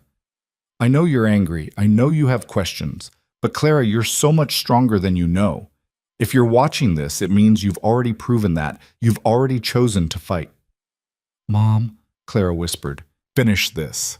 Take Halston down. And then live your life, fall in love, be happy. Don't let this define you the way it defined me. Her mother smiled, sad and hopeful. I love you, baby. I always have. I'm so proud of who you've become. The video ended. Clara stood frozen, tears running freely now. Around her, the team was silent, giving her space to process. Ethan's hand was still on her shoulder. She loved you very much. I know, Claire's voice cracked. I just wish I could tell her I understand, that I forgive her. I think she knew. Clara turned to face him. How do you know? Because she trusted you with this. She knew that when the time came, you'd do the right thing. Ethan's expression was gentle. She knew you'd finish it. Clara nodded, wiping her eyes. She looked at the evidence on the screen, 30 years of work, of sacrifice, of her mother living a lie to protect the truth. Then let's finish it, she said. They spent the night preparing. Elena compiled the evidence into a single package that could be released with a single command. Vanessa worked on disguises, not elaborate ones this time, just enough to get them through the door. Mr. Harrison kept David occupied with books and board games, trying to maintain some normalcy in the chaos. Clara found Ethan on the roof around 3 a.m. He stood at the edge, looking out over the sleeping city. Can't sleep either? She asked. Too much to think about. He glanced at her. You should rest. Tomorrow's going to be impossible, I know. Clara joined him at the edge. Can I ask you something? Always. When this is over, if we survive, what happens to us? Ethan was quiet for a long moment. What do you want to happen? I don't know. A week ago, I was a waitress worried about making rent. Now I'm a fugitive planning to expose a senator on live television. She laughed, but it was hollow. I don't even know who I am anymore. You're Clara Hayes. You're David's sister. You're the woman who climbed an elevator shaft in a ball gown because giving up wasn't an option. Ethan turned to face her fully. You're braver than you give yourself credit for. I'm terrified. That's what makes it brave. He reached out, tucked a strand of hair behind her ear. The gesture was tender, careful. For what it's worth, I'm glad it was you, that you walked into La Lumiere that night wearing that pendant. I'm glad I met you. Clara's breath caught. Even though I've ruined your life, you haven't ruined anything. You've given me purpose, a reason to finish what my mother started. His hand cupped her cheek. You've reminded me what it feels like to care about something more than revenge. The space between them felt charged, electric. Clara could feel her pulse in her throat, could see the same awareness in Ethan's eyes. This is a bad idea, she whispered. Terrible idea, he agreed. We're probably going to die tomorrow. Most likely. Then we should... He kissed her before she could finish. It was soft at first, tentative, a question. Clara answered by pulling him closer, her hands fisting in his shirt, all the fear and adrenaline and desperate hope of the last few days pouring into the kiss. When they finally broke apart, both breathing hard, Ethan rested his forehead against hers. If we survive tomorrow, he said quietly, I'm taking you on a real date. Somewhere nice. No one trying to kill us. That sounds perfect. Clara smiled despite everything. It's a date. They stood like that for a while, holding each other against the cold, finding comfort in the presence of another person who understood what they were about to do. Morning came too fast. The team assembled in the main room. Elena handed out equipment, hidden cameras, microphones, the device that would broadcast their evidence to every major news outlet simultaneously. The Civic Center is going to be locked down tight, Elena explained. Secret Service is already there doing sweeps. You'll need to go through security like everyone else.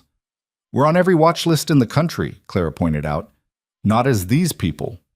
Vanessa handed over 2 press credentials. Meet Catherine Ross and Daniel Flores, freelance journalists covering the campaign. Real people, real credentials, borrowed for the day. Borrowed? Ethan raised an eyebrow. They're good people who want Halston gone too. They know what you're doing, and they've agreed to look the other way. Vanessa's expression was serious. Don't waste this chance. Clara looked at her press badge. The photo showed a woman who looked vaguely like her if you squinted. Similar build, similar coloring. It would have to be enough. What about David? She asked. He stays here with me and Mr. Harrison, Elena said. The second you release the evidence, we're on a plane to Toronto with him. Prearranged, untraceable. By the time Halston figures out where he is, you'll have enough attention on you that making a move on a kid would be suicide. Clara went upstairs to say goodbye. David was awake, dressed, trying to be brave. You're coming back, right? He asked. Clara wanted to lie, to promise everything would be fine, but David deserved honesty. I'm going to try my hardest, she said. But if something happens, If I don't come back, Elena is going to take you somewhere safe. Somewhere Halston can't find you. What about you and Ethan? What if... Then you remember what Mom taught us. You keep going. You live your life. You be happy. Clara pulled him into a hug. And you remember that I love you, that I did this so you could grow up safe. David held on tight. I love you too. I know. She kissed the top of his head. Be good for Elena. And David, thank you for being brave. Downstairs, Ethan was having a similar conversation on the phone with his son. Clara heard him say, I love you, Ryan, and be good for Grandma and Grandpa. And her heart ached for both of them, fathers trying to do right by their children, even if it cost them everything. He hung up and looked at her. Ready? No, but let's go anyway. The drive to the Civic Center was surreal. Chicago looked normal, people going to work, living their lives, completely unaware that two fugitives were driving past them toward a confrontation that would either change everything or end catastrophically. They parked 3 blocks away and walked the rest, blending into the crowd of journalists and staffers heading to the press conference. Clara kept her head down, her press badge prominently displayed, trying to radiate the bored professionalism of someone who did this every day. Security was as intense as Elena had predicted. 3 separate checkpoints, metal detectors, bag searches. Claire's heart hammered as a Secret Service agent studied her credentials, comparing her face to the photo. First time covering Halston? He asked. First time covering a presidential announcement, Clara said, letting nervousness into her voice. I'm kind of freaking out. The agent smiled. You'll be fine. He's a good speaker. Just remember, no shouting questions until the Q&A portion. He waved her through. Ethan cleared security 2 people behind her. They didn't acknowledge each other, just moved with the flow of journalists into the main auditorium. It was already packed. Cameras everywhere, reporters jockeying for position, staffers running last-minute checks. A massive American flag hung behind the podium. Senator Halston's campaign logo, Hope Forward, decorated every available surface. Clara and Ethan found positions near the middle of the crowd, close enough to be heard, but not so close as to draw immediate attention. Clara's hand went to the device in her pocket, the trigger that would release everything. 1 button. That's all it would take. The lights dimmed, music swelled, something patriotic and stirring. Halston's campaign manager took the podium. Ladies and gentlemen, please welcome the next President of the United States, Senator Victor Halston. The room erupted in applause. Halston emerged from the wings, waving, smiling, every inch the statesman. He took the podium and the room quieted. Thank you.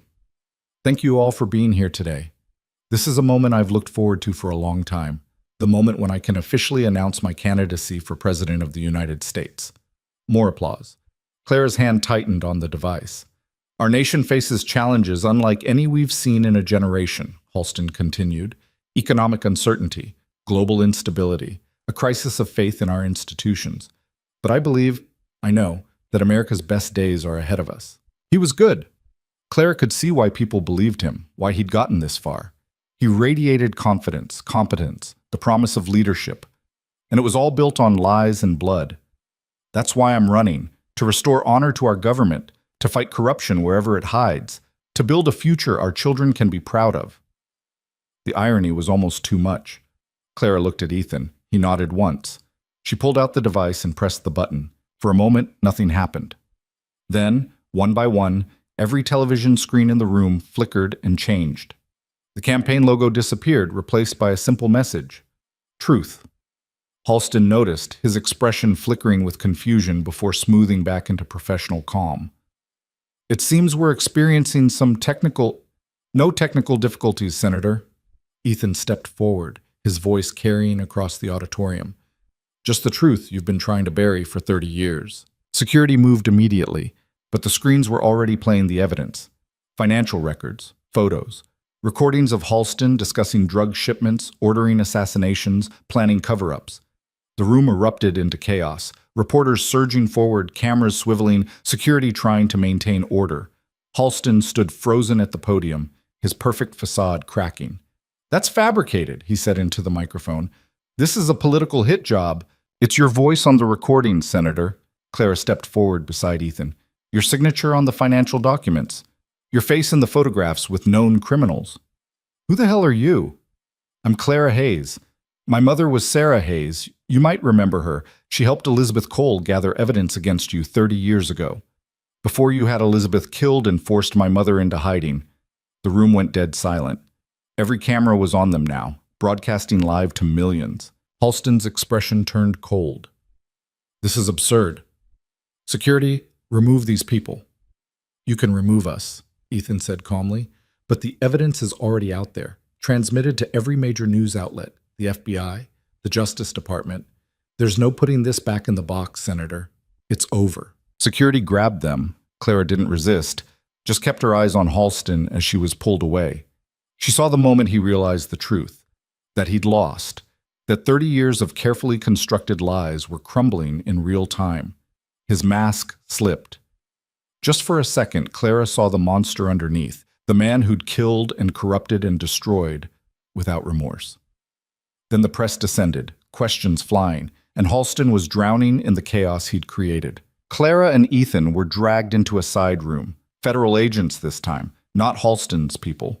One of them was already on the phone, her expression grim as she listened to whoever was on the other end. "Don't say anything," she told her partner. "This just got a lot more complicated." They were separated. Clara was put in a windowless room with 2 chairs and a table, left alone for what felt like hours, but was probably 20 minutes. When the door finally opened, it wasn't an agent who entered. It was Marcus. Their Marcus. "Am I under arrest?" Clara asked. "Technically, yes. Realistically?" Marcus smiled slightly. "Half the FBI just saw evidence of a senator running a criminal empire on live television. Nobody's quite sure what to do with you yet." He sat across from her. "Elena and David are safely in Canada. Ethan's in the room next door, and Halston is currently being detained for questioning." Clara's whole body sagged with relief. "David's okay?" "He's fine. Worried about you, but fine." Marcus leaned back. "You did it. Against all odds, you actually did it. Is it enough? Will Halston go to prison?" "The evidence is being analyzed now, but from what I'm hearing, yes, it's airtight. Financial crimes, conspiracy to commit murder, drug trafficking, corruption. He's done." Clara closed her eyes. "My mother would have been happy. She'd be proud of you." The interrogations lasted 3 days. Federal agents, prosecutors, investigators, all wanting Clara's statement, her story, every detail of what had happened. She told them everything, holding nothing back. On the 4th day, they let her go.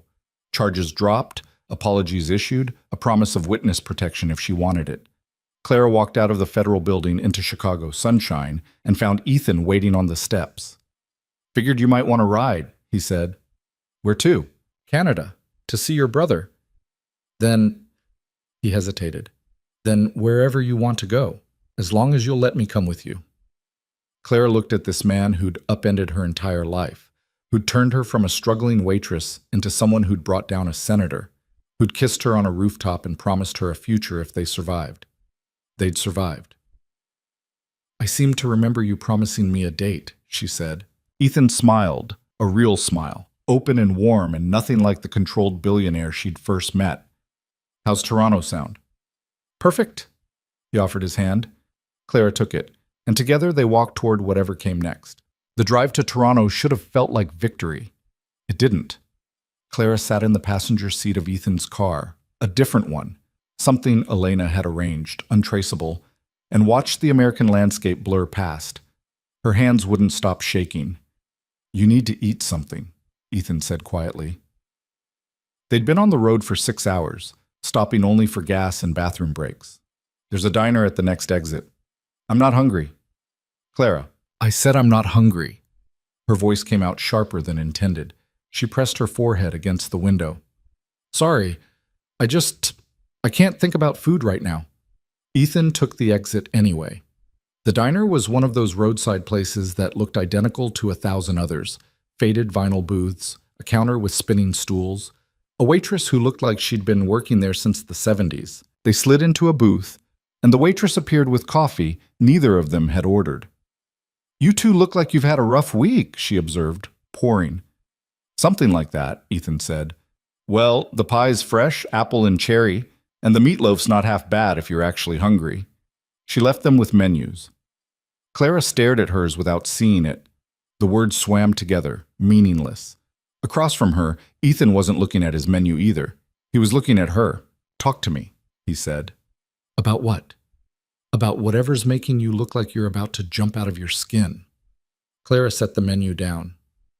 "We exposed Halston. We released the evidence. We did everything right. So why do I feel like we're still running?" "Because we've been running for a week straight. Your body doesn't know how to stop yet." Ethan reached across the table, his hand covering hers. "It's going to take time to feel safe again." "What if we're not safe? What if Halston has people we don't know about? What if—" "Then we'll handle it. Together." His grip tightened slightly. "But right now, in this moment, we're okay. David's okay. Halston's in federal custody facing charges that will put him away for life. We won." "Then why doesn't it feel like winning?" Ethan didn't have an answer for that. The waitress returned and Clara ordered something at random, a grilled cheese, fries, whatever. Ethan got the meatloaf. When the food arrived, Clara forced herself to eat because not eating would just prove Ethan right about her needing to take care of herself. Halfway through her sandwich, her phone buzzed. A text from Elena. "Halston formally charged with 47 counts, including racketeering, conspiracy to commit murder, and drug trafficking. No bail. You're safe." Clara showed it to Ethan. He read it, nodded, but his expression didn't change much. He'd been right there with Clara in the not quite believing it was over camp. 47 counts, Clara said. "Is that a lot?" "It's enough to put him away for several lifetimes." Ethan pushed his meatloaf around his plate. "The news is running it non-stop. His campaign imploded. Half his staff resigned. The ones who didn't are lawyering up." "Good." They ate in silence for a while. The diner's TV was playing CNN on mute, and Clara watched the ticker scroll past. Breaking. Senator Halston. Denied bail. Former associates. Cooperating with investigators. Presidential race thrown into chaos. "My mother watched the news every night," Clara said suddenly. "She never missed it. I thought she was just, I don't know, civic-minded or whatever. But she was watching for him, wasn't she? Making sure he hadn't found us." "Probably. 30 years. She spent 30 years looking over her shoulder." Clara's throat tightened. "That's not a life. That's just survival." "She did it so you could have a life." "I know. I just wish—" Clara stopped, unable to finish the thought. What did she wish? That her mother had told her the truth? That she'd fought instead of running? That she'd trusted Clara enough to let her in? "You wish she'd been honest with you," Ethan said, reading her mind. "You wish she'd treated you like a partner instead of someone who needed protecting." "Yeah." Clara looked up at him. "Is that selfish?" "It's human." He set down his fork. "My mother left me that journal. Cryptic entries in code, hints about what she'd done. Nothing concrete enough to actually help. For years I was angry about it. Why couldn't she have just written it all down clearly? Why leave breadcrumbs instead of a map?" "What changed?" "I had Ryan. And I realized that when you love someone that much, your first instinct is always to protect them, even if it means keeping them in the dark, even if it means they'll be angry at you later." Ethan's expression was complicated. "She was trying to give me a normal childhood, a life that wasn't consumed by this. It didn't work, but that was the intent." Clara thought about David, about how many times she'd lied to him about how bad their financial situation was, how scared she actually was. Protecting him had always felt like the right thing to do, even when it meant he didn't fully understand what they were up against. "I get it," she said quietly. "I still wish things were different, but I get it." They finished eating and got back on the road. The Canadian border crossing was nerve-wracking. Clara kept expecting alarms to go off for border agents to pull them aside, but they passed through without incident. Apparently being all over the news for taking down a corrupt senator actually worked in their favor. The agent who checked their passports recognized them and just said, "Good work, safe travels." Toronto appeared as the sun was setting, the skyline glittering against the darkening sky. Elena had rented them a house in a quiet neighborhood. Nothing fancy, just a normal 3-bedroom with a yard and neighbors who minded their own business. David was waiting on the front porch when they pulled up. He launched himself at Clara the moment she got out of the car, nearly knocking her over. "You're okay. You're really okay." He pulled back to look at her, his hands on her shoulders like he needed to physically confirm she was solid and real. "I saw the news. Everyone's saying you're a hero." "I'm not a hero. I just—" Clara stopped, unsure how to finish. You exposed a criminal and saved a lot of people from getting hurt, David said firmly. That makes you a hero. Elena emerged from the house, tablet in hand as always. Welcome to Canada. How was the drive? Long, Ethan said. Any updates? The FBI seized Halston's assets, his properties, his accounts, everything. They found additional evidence during the searches, documents he thought were destroyed, hard drives, burner phones. The case against him is getting stronger by the hour. Elena gestured them inside. Come on. I made dinner. Well, I ordered dinner. Thai food. It's still warm. The house smelled like pad Thai and safety. Clara hadn't realized how much tension she'd been carrying until she sat down at the kitchen table and felt it start to drain away. This was temporary. They couldn't stay here forever, but for now it was enough. They ate and talked about mundane things. David's online classes, which he was actually keeping up with. The neighborhood, which had a park 2 blocks over. The weather, which was colder than Chicago, but not unbearably so. It felt surreal. A week ago, Clara was serving wealthy people at a restaurant, getting screamed at for accidents that weren't her fault, wondering how she'd make rent. Now she was sitting in a safe house in another country, having taken down one of the most powerful men in America. After dinner, David pulled Clara aside. Can we talk? Just us? They went out to the backyard where a wooden bench sat under a bare maple tree. The night air was crisp and clean, nothing like the exhaust-heavy air of downtown Chicago. You're not coming back, are you? David said. To Chicago, I mean. Clara had been avoiding thinking about that. I don't know, maybe not for a while. Because of Halston's people? Because I don't know what home looks like anymore. Clara wrapped her arms around herself. Everything we knew, everything Mom built, it was all based on a lie. I can't go back to our apartment and pretend things are normal. They're not normal. They might never be normal again. David was quiet for a moment. What if we made a new normal? Somewhere else? Like where? I don't know. Somewhere nobody knows us. Where we can just be... He struggled for the word. Regular people, with regular problems. Not fugitives or witnesses or whatever we are now.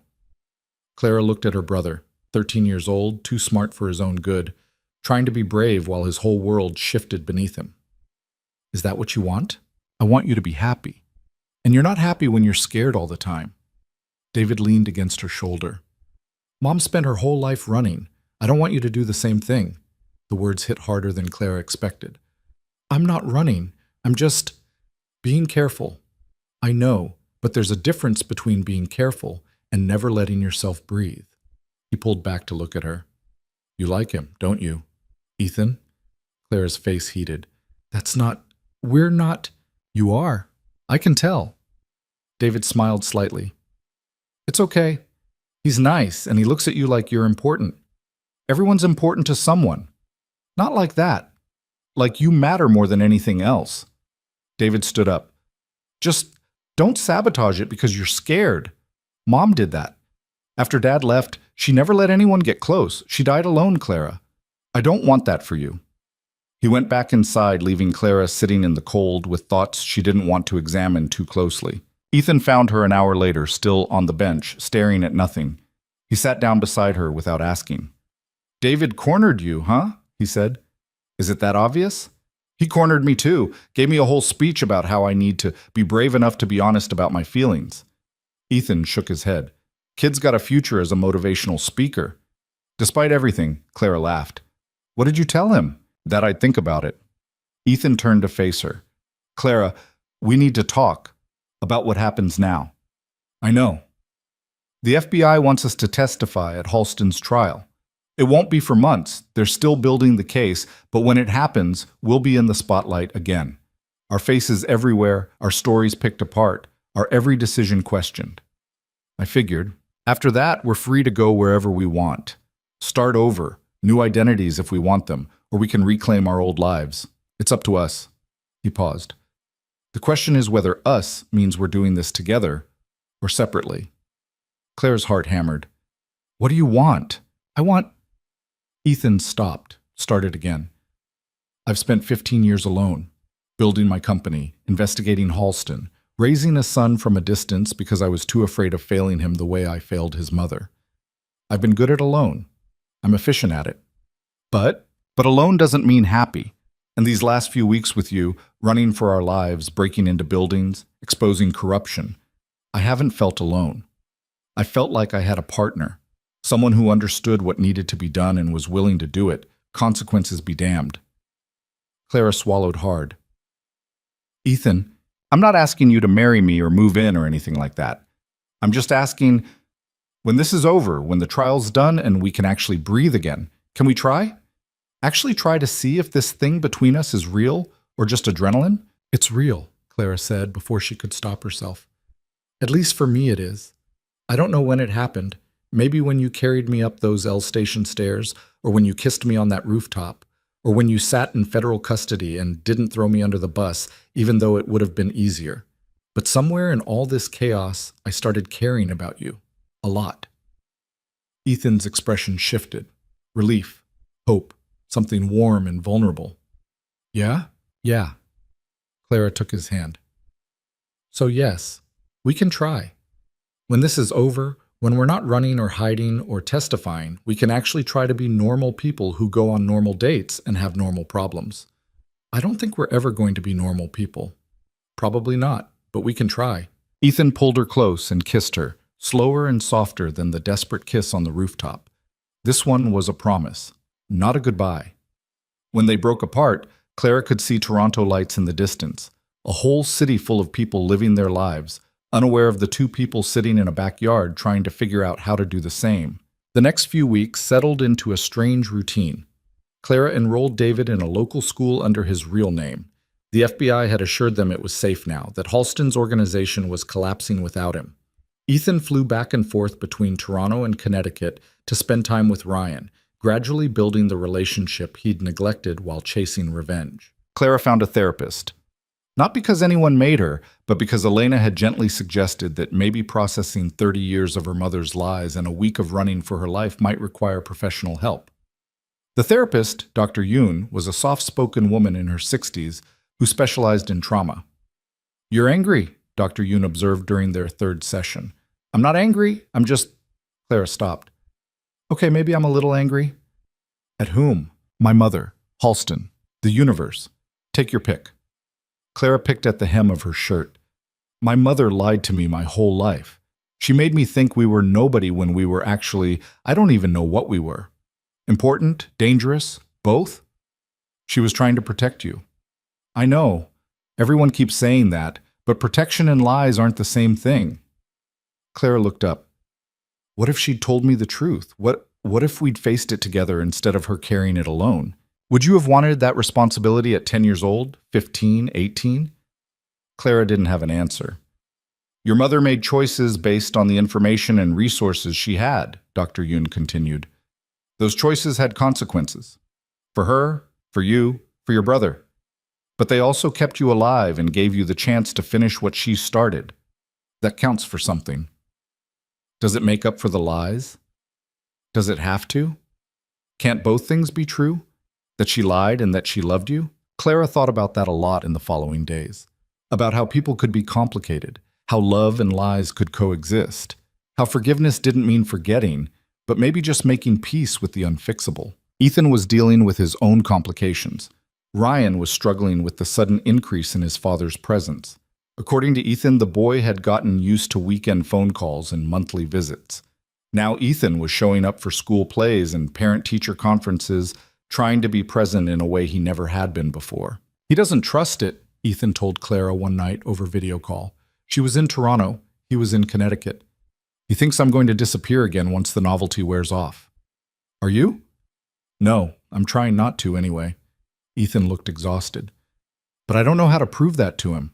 How do I show a 7-year-old that I've changed when I've got 15 years of evidence to the contrary?" "You just keep showing up," Clara said. "Eventually he'll believe you." "What if eventually takes years?" "Then it takes years. You've got time now. Halston's locked up, your company's running fine without you hovering over it every second, and you've got a second chance with your son. Don't waste it." Ethan smiled slightly. "When did you get so wise?" "Sometime between climbing an elevator shaft and exposing a senator on live television. It's all been kind of a blur. They talked every day, sometimes for hours, sometimes just quick check-ins. Clara found herself looking forward to those calls, to the sound of Ethan's voice, to the way he listened when she talked about David's adjustment to his new school or her sessions with Dr. Yoon. In early March, the FBI called. The trial date was set, May 15th. Clara and Ethan would need to testify. They'd be the prosecution's star witnesses. "I thought I'd have more time," Clara said to Elena after the call. 2 months is more time than most people get. Elena was in her element, already planning logistics. "We'll prep you. Make sure you know what to expect. The prosecutor's good. She's handled cases like this before." Cases where people expose senators? Cases where witnesses are scared and need to feel safe enough to tell the truth. Elena closed her laptop. "You can do this, Clara. You've already done the hard part." The hard part turned out to have been just the beginning. Preparing for trial meant reliving everything. The FBI wanted detailed statements about the pendant, about Clara's mother, about the night at Halston Tower. Prosecutors needed timelines, corroborating evidence, answers to questions Clara hadn't even thought to ask. And then there were the media requests. Everyone wanted an interview, 60 Minutes, Dateline, the New York Times, the Washington Post. Clara turned them all down, but that didn't stop reporters from showing up at the Toronto house, from calling David's school, from trying to get comments from anyone who'd ever known the Hayes family.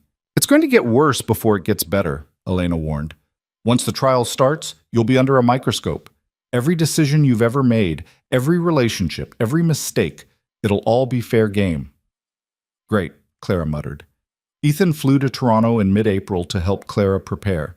They sat in Elena's kitchen going over potential questions the defense might ask, weaknesses they might exploit.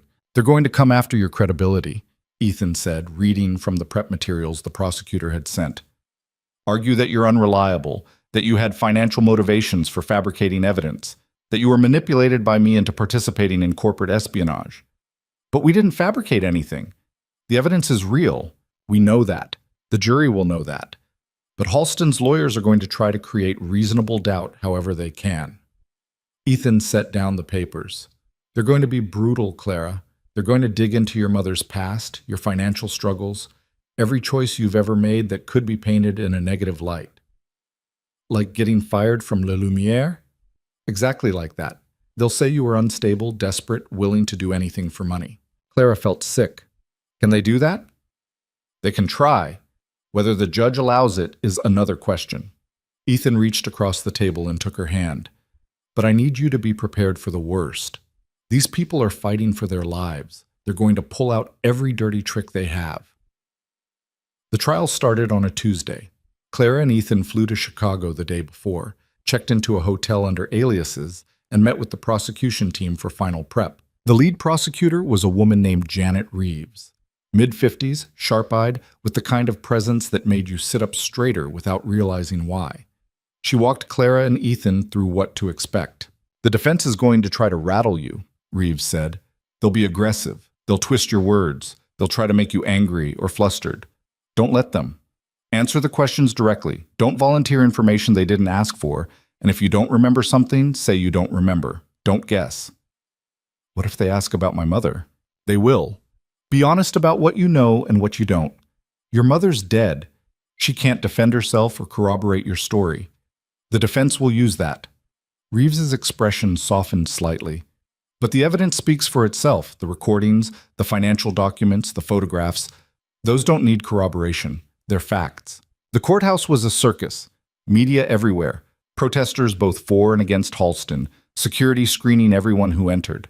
Clara held Ethan's hand as they walked through the crowd, ignoring the shouted questions and camera flashes. Inside, the courtroom was surprisingly normal. Wood paneling, a judge's bench, jury box, gallery seating. Halston sat at the defense table in an expensive suit, looking smaller than he had at the gala. Older. His legal team surrounded him, 5 lawyers, all looking like they billed $1,000 an hour. The trial lasted 3 weeks. Clara's testimony took 2 days. She sat in the witness box and answered question after question about her mother, the pendant, meeting Ethan, the evidence, Halston Tower, everything. The defense attorney was a man named Whitmore, and he was everything Reeves had warned about: aggressive, condescending, laser-focused on destroying Clara's credibility. "Ms. Hayes, isn't it true that you were fired from your job shortly before meeting Mr. Cole?" he asked. "Yes. And you were facing eviction from your apartment?" "Yes." You needed money desperately, didn't you? I needed to support my brother. So desperate, in fact, that when a wealthy man offered you money to help fabricate evidence against a political opponent, you jumped at the chance? That's not what happened, Clara said firmly. The evidence wasn't fabricated. It was collected by my mother and Elizabeth Cole 30 years ago. I just helped bring it to light, or so you claim. But your mother is conveniently dead and can't confirm this story, can she? Objection, Reeves said sharply. Argumentative. Sustained, the judge ruled. Counselor, rephrase. Whitmore smiled, unperturbed. Ms. Hayes, do you have any proof that your mother was who you say she was? That she collected this evidence? There's a video recording of her explaining everything. It was part of the evidence package we released. A video that could have been recorded at any time, by anyone. We only have your word that it's actually your mother. Clara felt her temper flare. It's her. I know my own mother. Do you? Did you know she was using a false identity? Did you know about her connection to Elizabeth Cole? Did you know about the pendant's true purpose? No, but... So you didn't really know her at all, did you? The words hit like a physical blow. Clara gripped the edge of the witness box. I knew her. She was my mother. She raised me. She loved me. Just because she kept secrets doesn't mean... It means she lied to you extensively for your entire life. Whitmore leaned forward. How can this jury trust your testimony when you've admitted you can't even trust your own mother's? Objection! Reeves was on her feet. The witness's relationship with her deceased mother is not on trial here. Goes to credibility, Your Honor, Whitmore argued. The judge considered. I'll allow it, but tread carefully, Counselor. The cross-examination continued for hours. Whitmore picked apart every detail of Clara's story, questioned every decision, suggested alternative explanations for everything. By the time she was finally dismissed, Clara felt wrung out, hollowed. Ethan's testimony was equally brutal. The defense painted him as a vindictive son chasing ghosts, a failed businessman who'd constructed an elaborate conspiracy theory to explain his mother's death, rather than accept it, was an accident. But the evidence held. The recordings, the financial documents, the testimony from Halston's former associates who'd flipped for immunity, it all painted a damning picture. By week 3, even Halston's lawyers looked like they knew they were losing. The jury deliberated for 6 hours. When they returned, the foreperson stood and read the verdict. On the count of racketeering, we find the defendant guilty. On the count of conspiracy to commit murder, we find the defendant guilty. On the count of drug trafficking, guilty, guilty, guilty. All 47 counts. Halston's face went gray. His lawyers immediately began preparing appeals, but everyone in that courtroom knew the truth. He was done. Finished. He'd spend the rest of his life in federal prison. Clara felt Ethan's hand find hers in the gallery. She squeezed back, tears streaming down her face. Not tears of joy exactly. Too much had been lost, too much pain endured, but relief. Profound, overwhelming relief. It was over. The sentencing hearing 2 weeks later was almost anticlimactic. The judge handed down consecutive life sentences. Halston would never see freedom again. Clara and Ethan stood outside the courthouse afterward, facing a wall of cameras and microphones. Reeves had suggested they make a statement, something brief, something final. Clara stepped up to the microphone. 30 years ago, my mother and Elizabeth Cole risked everything to expose the truth about Senator Halston. They paid for that courage with their lives. Elizabeth murdered, my mother forced into hiding. They deserve to see this day. They deserve justice. Her voice cracked slightly. This verdict is for them. For every person Halston hurt, for every life he destroyed, and for everyone who's ever been told that powerful people are untouchable. She looked directly at the cameras. They're not. The truth matters. Justice matters. And sometimes it just takes one person being brave enough to finish what others started. She stepped back and Ethan took her place. I have nothing to add except this. Thank you to the FBI agents, prosecutors, and investigators who made this possible. Thank you to the jury for their service, and thank you to Clara Hayes for having the courage to stand up when it would have been easier to stay silent. He looked at her, his expression soft. You're the bravest person I've ever met. They left the courthouse together, ignoring the follow-up questions, the request for exclusive interviews. They had a plane to catch. David was waiting in Toronto and they'd promised to be home for dinner. Home. The word felt strange and right at the same time. Toronto wasn't permanent. They'd already started talking about where to settle long term. But it was enough for now. A place to breathe, to heal, to figure out what normal looked like for two people who'd spent weeks living in crisis mode. On the plane, Clara leaned against Ethan's shoulder. What happens now? Now? Ethan thought about it. Now we live. We take David to that hockey game he's been asking about. I bring Ryan up for a visit, and we all get to know each other. You figure out if you want to go back to school or start that catering business you mentioned. I mentioned that once, half asleep. You still mentioned it. He kissed the top of her head. Point is, we get to figure it out, together. No one chasing us, no conspiracy to expose, just life. Sounds boring. Sounds perfect. Clara smiled and closed her eyes. For the first time in weeks, she felt safe enough to sleep. Whatever came next, testifying at related trials, dealing with media attention, building a future from the ashes of the past, they'd face it together. The plane lifted off, carrying them toward Toronto, toward David, toward whatever normal looked like for people who'd survived the impossible. It wasn't a fairy tale ending. There would be hard days ahead, nightmares, therapy, moments when the weight of everything threatened to crush them. But it was an ending, and more importantly, it was a beginning. The pendant still hung around Clara's neck. She touched it through her shirt, feeling its familiar weight. Someday, maybe she'd put it in a safe deposit box or donate it to a museum. But not yet. For now, it was a reminder of where she'd come from, what her mother had sacrificed, and the strength Clara hadn't known she possessed until she'd needed it. The plane pushed through clouds into clear sky, and Clara let herself believe that maybe, just maybe, the worst was behind them. 6 months after the verdict, Clara still had nightmares. Not every night, just often enough that she'd stopped being surprised when she woke up gasping, reaching for the pendant that she now kept on her nightstand instead of around her neck. Ethan had suggested she stop wearing it, that maybe some distance would help. She'd tried for 3 days before putting it back on.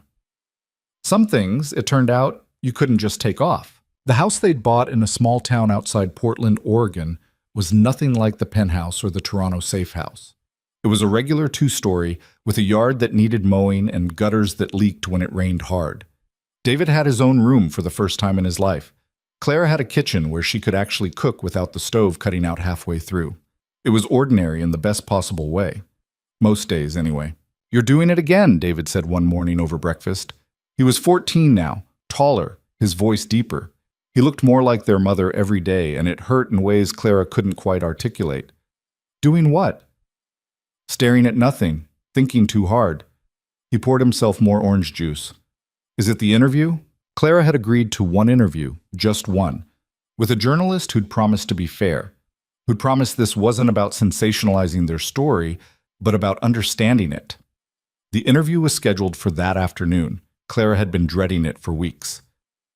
I don't know why I said yes, Clara admitted, because Elena said it might help other people. People in bad situations who think they can't fight back. David met her eyes. He was too perceptive, too wise for his age. Trauma did that, aged you in ways that had nothing to do with birthdays. And because you know Mom would have wanted the truth told right, not the tabloid version. He was right, which made it more annoying.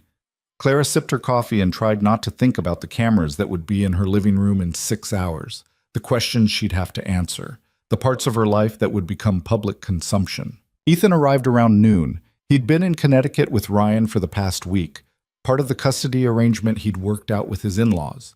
Shared time, gradual reintegration, family therapy. It was messy and complicated and nothing like the clean resolution people seemed to expect after the trial. You ready? He asked, setting his bag down. No, but I'm doing it anyway. Clara moved into his arms, letting herself take comfort in the solid warmth of him. How's Ryan? Good. Scared about starting 2nd grade, excited about soccer season. Normal kid stuff. Ethan pulled back to look at her. He asked about you, wanted to know when he could visit again. Really? Really? He likes you. Says you're not boring like most adults. Ethan smiled. High praise from a 7-year-old. Ryan had visited twice over the summer. The first visit had been awkward, a small boy unsure about his father's girlfriend, unsure about change in general. The second visit had been better. Clara had taught him to make pancakes, and they'd built a complicated Lego spaceship together while Ethan pretended not to be emotional about it. Blending their broken families wasn't smooth. There were moments when Ryan resented Clara for taking his father's attention, moments when David got jealous of the time Ethan spent in Connecticut, moments when Clara and Ethan fought about parenting decisions neither of them felt qualified to make. But they were trying. That had to count for something. The journalist arrived right on time. Her name was Michaela Torres, mid-30s, with kind eyes and a recorder she asked permission to use.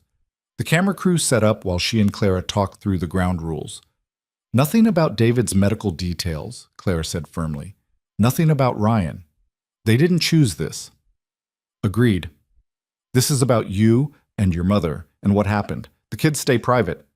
Michaela settled into the armchair across from Clara. Ready when you are. The interview lasted 3 hours. Michaela asked about Clara's childhood, about the pendant, about the night at La Lumiere when everything changed. She asked about the fear, the running, the moment Clara decided to fight instead of hide. When you walked into that press conference, Michaela said, you knew you might not walk out. What made you do it anyway? Clara thought about how to answer. Because doing nothing felt worse than dying. Because I kept thinking about my mother spending 30 years looking over her shoulder, and I didn't want that for David. For myself. She paused. And because somebody had to. Halston had gotten away with it for so long because people were too scared or too complicit to stop him. I was scared too, but I was also angry, and anger turned out to be stronger than fear. Do you regret it? Any of it? I regret that people died, that my mother spent her whole life in hiding, that Elizabeth Cole never got to see justice served. Clara's throat tightened. But do I regret exposing Halston? No. He deserved to pay for what he did. If I hadn't done it, someone else would have eventually. I just happened to be the one with the key. After the crew packed up and left, Clara sat in the sudden quiet of her living room, feeling wrung out. Ethan brought her tea and sat beside her without talking, just present. That was one of the things she loved about him. He didn't try to fix everything with words. You did good, he said eventually. I cried on camera. So? You're human. People need to see that. He put an arm around her. You told the truth. That's all anyone can ask. David appeared in the doorway. Pizza? I'm starving, and I'm pretty sure we're all too exhausted to cook. They ordered pizza and ate it in front of the TV, watching some mindless comedy that required zero emotional investment. Normal. Ordinary. The kind of evening Clara had dreamed about during those weeks of running and hiding. Except normal wasn't a destination you reached and stayed at. It was something you had to choose every day, and some days it was harder than others. The nightmares got worse after the interview aired.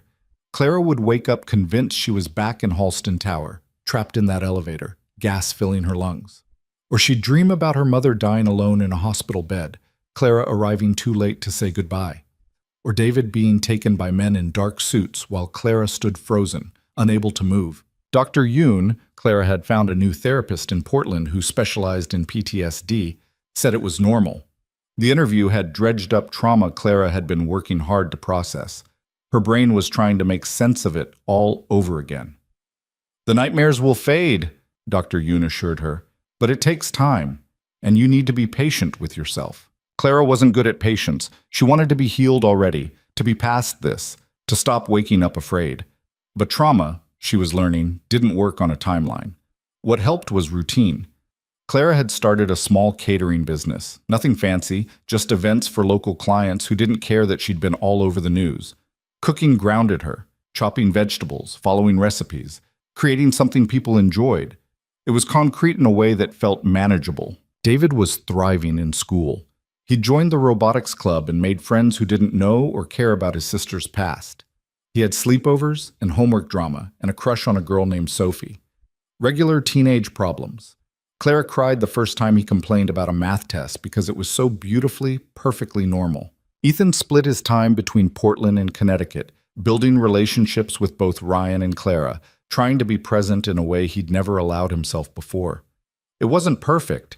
He missed Ryan's school play because of a work emergency, got into an argument with his in-laws about parenting approaches, struggled with guilt about his late wife that therapy was slowly helping him unpack. But he kept showing up. That mattered more than perfection. One evening in late October, Clara was prepping food for a client's anniversary party when her phone rang. Unknown number. She almost didn't answer. Unknown numbers still made her nervous, but something made her pick up. "Is this Clara Hayes?" The voice was female, hesitant. "Who's asking?" "My name is Rebecca Porter. You don't know me, but—" A pause. "My sister was Rebecca Chen, the journalist who was investigating Halston before she died." Clara's hand tightened on the phone.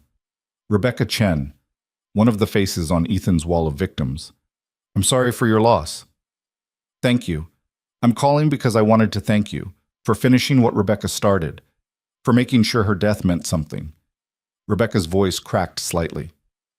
"The police said it was suicide. I never believed that. Rebecca wasn't—" She wouldn't have. And now, with everything that came out during the trial, "It wasn't suicide," Clara said quietly. "I'm sorry. I know that doesn't change anything, but you deserve to know the truth." "It changes everything." Rebecca was crying now. "It means she died fighting, that she was brave, that I wasn't crazy for not believing the official story." They talked for 20 minutes. Rebecca told Clara about her sister, brilliant, determined, passionate about justice. Clara told Rebecca about the evidence, about how Rebecca Chen's investigation had been part of what brought Halston down, even if she hadn't lived to see it. When they hung up, Clara sat in her kitchen and cried. For Rebecca Chen, for Elizabeth Cole, for her mother, for all the people who'd fought and died before Clara had even known there was a fight. The pendant sat in a jewelry box on Clara's dresser now. She'd finally taken it off for good a month ago, at Dr. Yoon's suggestion. It felt strange at first, naked, but also lighter. The pendant would always be important, a connection to her mother, a symbol of everything that had happened. But Clara was learning that she didn't need to carry it on her body to remember. November brought Thanksgiving. Ethan's in-laws agreed to let Ryan spend the holiday in Portland. It was the first time both boys would be together for more than a weekend, and everyone was nervous about it. The day was chaos in the best way.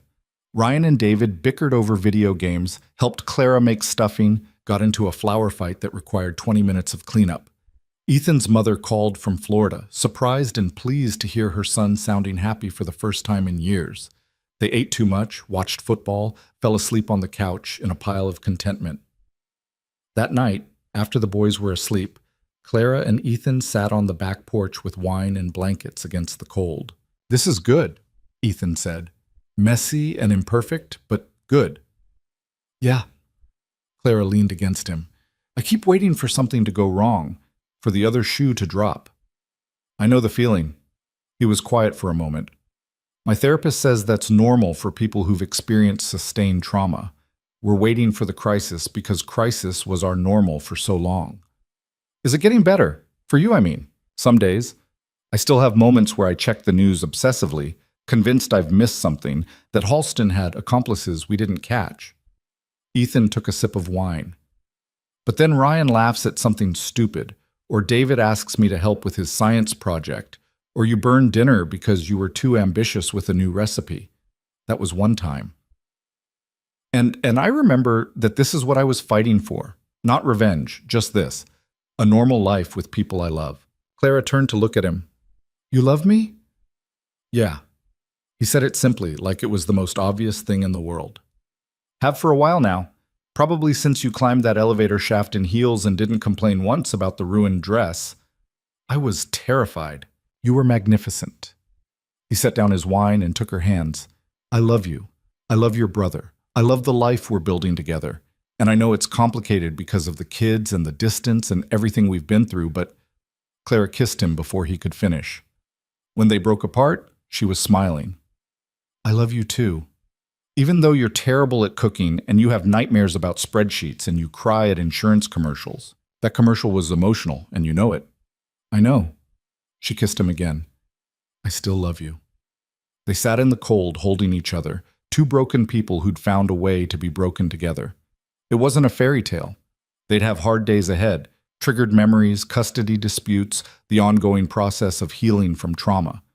But they'd also have this, each other, the boys, a life they'd chosen instead of one that had been forced on them. December brought the first anniversary of that night at Le Lumiere. Clara had thought about ignoring it, but Dr. Yoon suggested acknowledging it might be healthier than pretending it hadn't happened. So Clara went back to Chicago. The city looked the same, but felt different. Or maybe Clara was the one who'd changed. She walked past Le Lumiere, which had new ownership now, new management, a completely different vibe, and remembered the woman she'd been a year ago. Exhausted, desperate, invisible. That woman was gone. In her place was someone stronger but also more fragile. Someone who'd survived the impossible but carried scars from it. Someone who was learning that strength and vulnerability weren't opposites. Elena met her for coffee. She'd stayed in Chicago, continued her work taking down corrupt officials, had 3 new clients who were building cases against powerful men who thought they were untouchable. "You started something," Elena said. "People saw what you did and realized they could fight back too. You gave them hope." "I just did what I had to do." "That's what heroes always say." Elena smiled. "How are you? Really?" Clara thought about lying, about saying she was fine, everything was perfect, but Elena deserved honesty. "I'm okay, not great. Some days are better than others, but I'm making it. That's all any of us can do." They talked for hours, about the trial, about life after, about the strange space between surviving and thriving. Elena had lost her daughter 15 years ago, and she still had hard days, still struggled with the unfairness of a world where drunk drivers walked free while innocent children died. "Does it get easier?" Clara asked. "No, but you get stronger. You learn to carry it." Elena took Clara's hand. "Your mother would be proud of you, of the woman you've become." Clara wanted to believe that. Some days she did.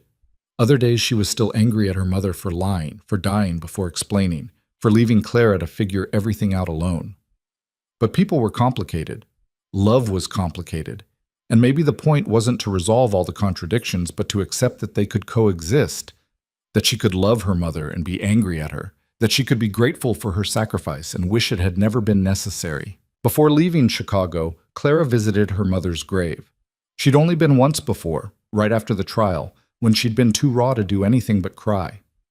This time was different. Clara sat on the cold ground and talked about David, about Ethan, about the life they were building, about finishing what her mother had started, about justice finally being served, about forgiveness, still working on that one, but trying. "I wish you'd told me," Clara said to the headstone. "I wish you'd trusted me enough to let me help carry this. But I get why you didn't. You were protecting me the only way you knew how." The wind rustled through the cemetery trees. Clara imagined it was her mother's response, acceptance and understanding reaching across the barrier of death.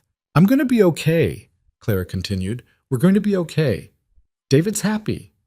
I'm happy. Or at least I'm learning how to be." She touched the headstone. "You can rest now, Mom. It's finished." She left flowers, her mother's favorites, daisies, and walked back to the rental car. Chicago faded in the rearview mirror as she drove to the airport, back to Portland, back to the life waiting for her. By spring, Clara's catering business had grown enough that she needed help. She hired 2 assistants, a recent culinary school graduate and a woman in her 50s who'd been laid off from a corporate job and wanted something more meaningful. They worked well together, creating food that people actually enjoyed instead of the pretentious nonsense places like Le Lumiere served. David finished 8th grade with honors. He'd decided he wanted to be an engineer, was already planning his high school courses around that goal. He talked about college sometimes, about the future, and it didn't sound like a fantasy anymore. It sounded possible. Ryan started coming to Portland more often. The custody arrangement had evolved. Less rigid scheduling, more flexibility based on what worked for everyone. He and David had developed an unlikely friendship, the 7-year-old and the 14-year-old finding common ground in Lego and bad jokes. Ethan sold coal industries. Not all of it. He kept a controlling interest and stayed on the board, but he stepped back from day-to-day operations, brought in a CEO who actually wanted the job, freed himself to focus on what mattered. He moved to Portland permanently in June, bought a house 3 blocks from Clara's so Ryan would have his own space when he visited, but close enough that they were still together. "Is this moving too fast?" he'd asked when making the decision. "We exposed a senator together," Clara had responded. "I think we've earned the right to skip some of the traditional relationship timelines." On the 1-year anniversary of Halston's conviction, Clara woke up without the usual anxiety. The nightmares had faded. They still came occasionally, but less frequently, less intensely. She could sleep through most nights now, could go days without thinking about elevators or armed men or the pendant locked in her jewelry box. Progress looked like ordinary mornings. Coffee with Ethan, David grumbling about summer reading assignments, planning a trip to the coast where they'd teach Ryan to boogie board and eat too much saltwater taffy. The interview with Michaela Torres had aired months ago.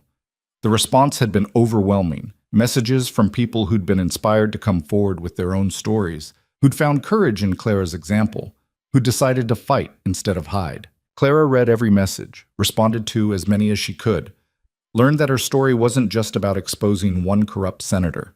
It was about what happened when ordinary people decided that enough was enough, that power didn't grant immunity, that truth mattered even when it was dangerous. A book publisher had reached out, wanting Clara to write a memoir. She'd said no. Maybe someday when there was more distance, when she'd processed everything. But for now, she wanted to live forward, not backward. Dr. Yoon said that was healthy, that Clara had earned the right to just exist for a while, to build a life that wasn't defined by trauma or heroism, but by the small, mundane choices that accumulated into something meaningful. In late summer, Les Lumiere's new owner reached out. They were rebranding, wanted to make amends for how the previous management had treated staff, and they wanted Clara to cater their reopening event. Clara's first instinct was to say no. Too many memories, too much history, but something made her reconsider. Maybe it was the symbolism, returning to the place where everything started, but on her terms this time. Or maybe she was just curious to see if she could walk into that building without falling apart. She said yes. The event was everything the old Le Lumiere wasn't: warm, welcoming, staff treated with respect, and paid fair wages. The new owner, a woman named Patricia, who'd built her career on ethical business practices, gave a speech about second chances and doing better. Clara stood in the kitchen, the same kitchen where she'd been fired a year and a half ago, and felt nothing but peace. This place had no power over her anymore. It was just a building, just a job she'd once had.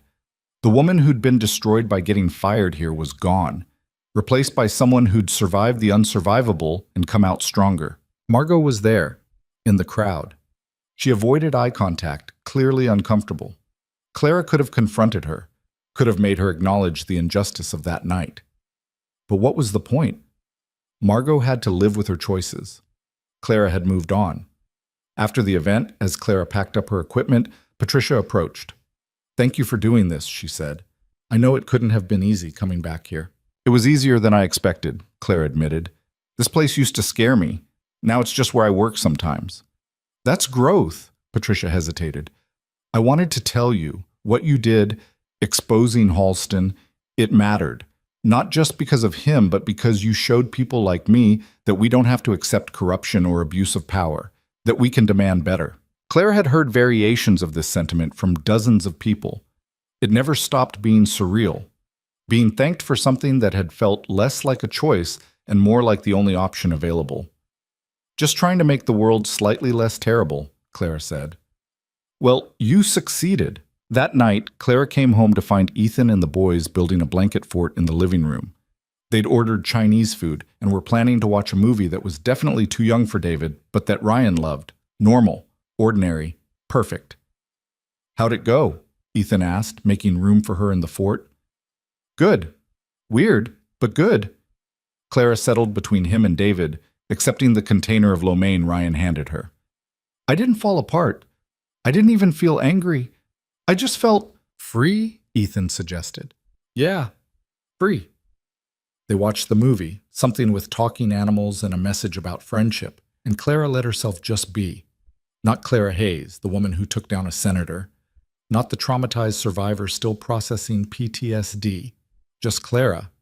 Sister, girlfriend, small business owner, person who burned dinner sometimes and loved too hard and was learning that healing wasn't linear. The pendant stayed in its jewelry box. Someday, Clara thought, she might donate it to a museum, let it be part of history instead of part of her daily life. Or maybe she'd give it to David when he was older, let him decide what to do with the legacy their mother had left. For now, it could rest. They all could. 2 years after that night at Les Lumieres, Clara married Ethan in a small ceremony at their Portland house. David walked her down the makeshift aisle in the backyard. Ryan was the ring bearer and took his job very seriously. Ethan's mother flew in from Florida. Elena came from Chicago. Dr. Yoon attended as a guest, not a therapist, and cried during the vows. The ceremony was simple. No press, no cameras, no one except the people who mattered. Clara wore a dress she'd bought off the rack, flowers from their local grocery store in her hair. Ethan wore a suit he already owned. They wrote their own vows. "I promise to be patient with your nightmares," Clara said, "because I have my own. I promise to let you fix things, even when I don't think they're broken, because that's how you show love. I promise to build a life with you that's messy and real and nothing like the fairy tale, because fairy tales are boring and we deserve better." Ethan's vows were equally honest. "I promise to show up even when it's hard. I promise to choose us over work, over fear, over the part of me that wants to stay safe by staying distant. I promise to love your brother like family, to be present for my son, to build something with you that's worth all the pain it took to get here." They kissed and everyone applauded, and it was perfect in its imperfection. The caterer was late. One of the folding chairs collapsed. It started raining halfway through the reception, and they all got soaked. But they laughed and danced in the rain and ate cake that was slightly lopsided and absolutely delicious. That night, after the guests had gone home and the boys were asleep, Clara and Ethan sat on their porch swing and watched stars appear between the clouds. "No regrets?" Ethan asked. "About which part? Marrying you, exposing Halston, or ordering too much wine for the reception?" "Any of it." Clara thought about the question seriously. Did she regret anything? The trauma, the fear, the nightmares that still came sometimes? The fact that her mother had lived a lie and died without Clara knowing the truth? The loss of innocence, the forced maturation, the way trauma had carved itself into her bones? "I regret that people died," she said finally. "I regret that my mother never got to see justice served, that she spent 30 years afraid. I regret that David had to grow up too fast, and that Ryan's childhood has been disrupted by all of this. But I don't regret fighting back. I don't regret finishing what my mother started, and I definitely don't regret meeting you." She leaned her head on his shoulder. "We got here the hard way, but we got here." They sat in comfortable silence, two people who'd survived hell and chosen each other anyway. The future was uncertain. There would be hard days ahead, moments of doubt, the ongoing work of healing from trauma. But they'd face it together, building something real from the wreckage of their pasts. Inside, David and Ryan slept peacefully, two boys who'd been given a second chance at normal. Tomorrow they'd wake up and fight over breakfast and argue about what to watch on TV and be beautifully, perfectly ordinary. And Clara, who'd once been invisible, who'd been dismissed and underestimated and told she didn't matter, had become exactly what her mother had hoped, someone brave enough to finish the fight, strong enough to survive it, and wise enough to know that survival wasn't the same as living. She was living now, fully, messily, imperfectly. And it was enough. The pendant, locked away in its jewelry box, no longer felt like a burden or a key or a connection to the past. It was just a thing, important but not essential, meaningful but not defining. Clara had taken what her mother had given her, both the pendant and the example, and built something new. Not a legacy of fear or hiding, but one of courage. Not revenge, but justice. Not perfection, but truth. And in the end, truth was enough. It had toppled an empire, freed the innocent, and given Clara back the future her mother had sacrificed everything to protect. As stars filled the Oregon sky and Ethan's hand found hers in the darkness, Clara finally understood what her mother had meant in that video, all those years ago. Finish this, and then live your life. Fall in love, be happy. She'd finished it, and now, finally, she was doing the rest. The rain had stopped, leaving the air clean and fresh with possibility. Tomorrow would bring new challenges, new choices, new opportunities to be brave or afraid, or both at once. But tonight, Clara was exactly where she was supposed to be. Home, safe, loved, and free. The story that had started in a rain-soaked Chicago restaurant had ended here, in a quiet Portland neighborhood, with ordinary happiness hard-won and treasured. It wasn't the ending Clara had imagined when she'd first touched that pendant around her mother's neck. But it was the one she'd chosen, fought for, and earned. And sometimes the best endings are the ones you write yourself.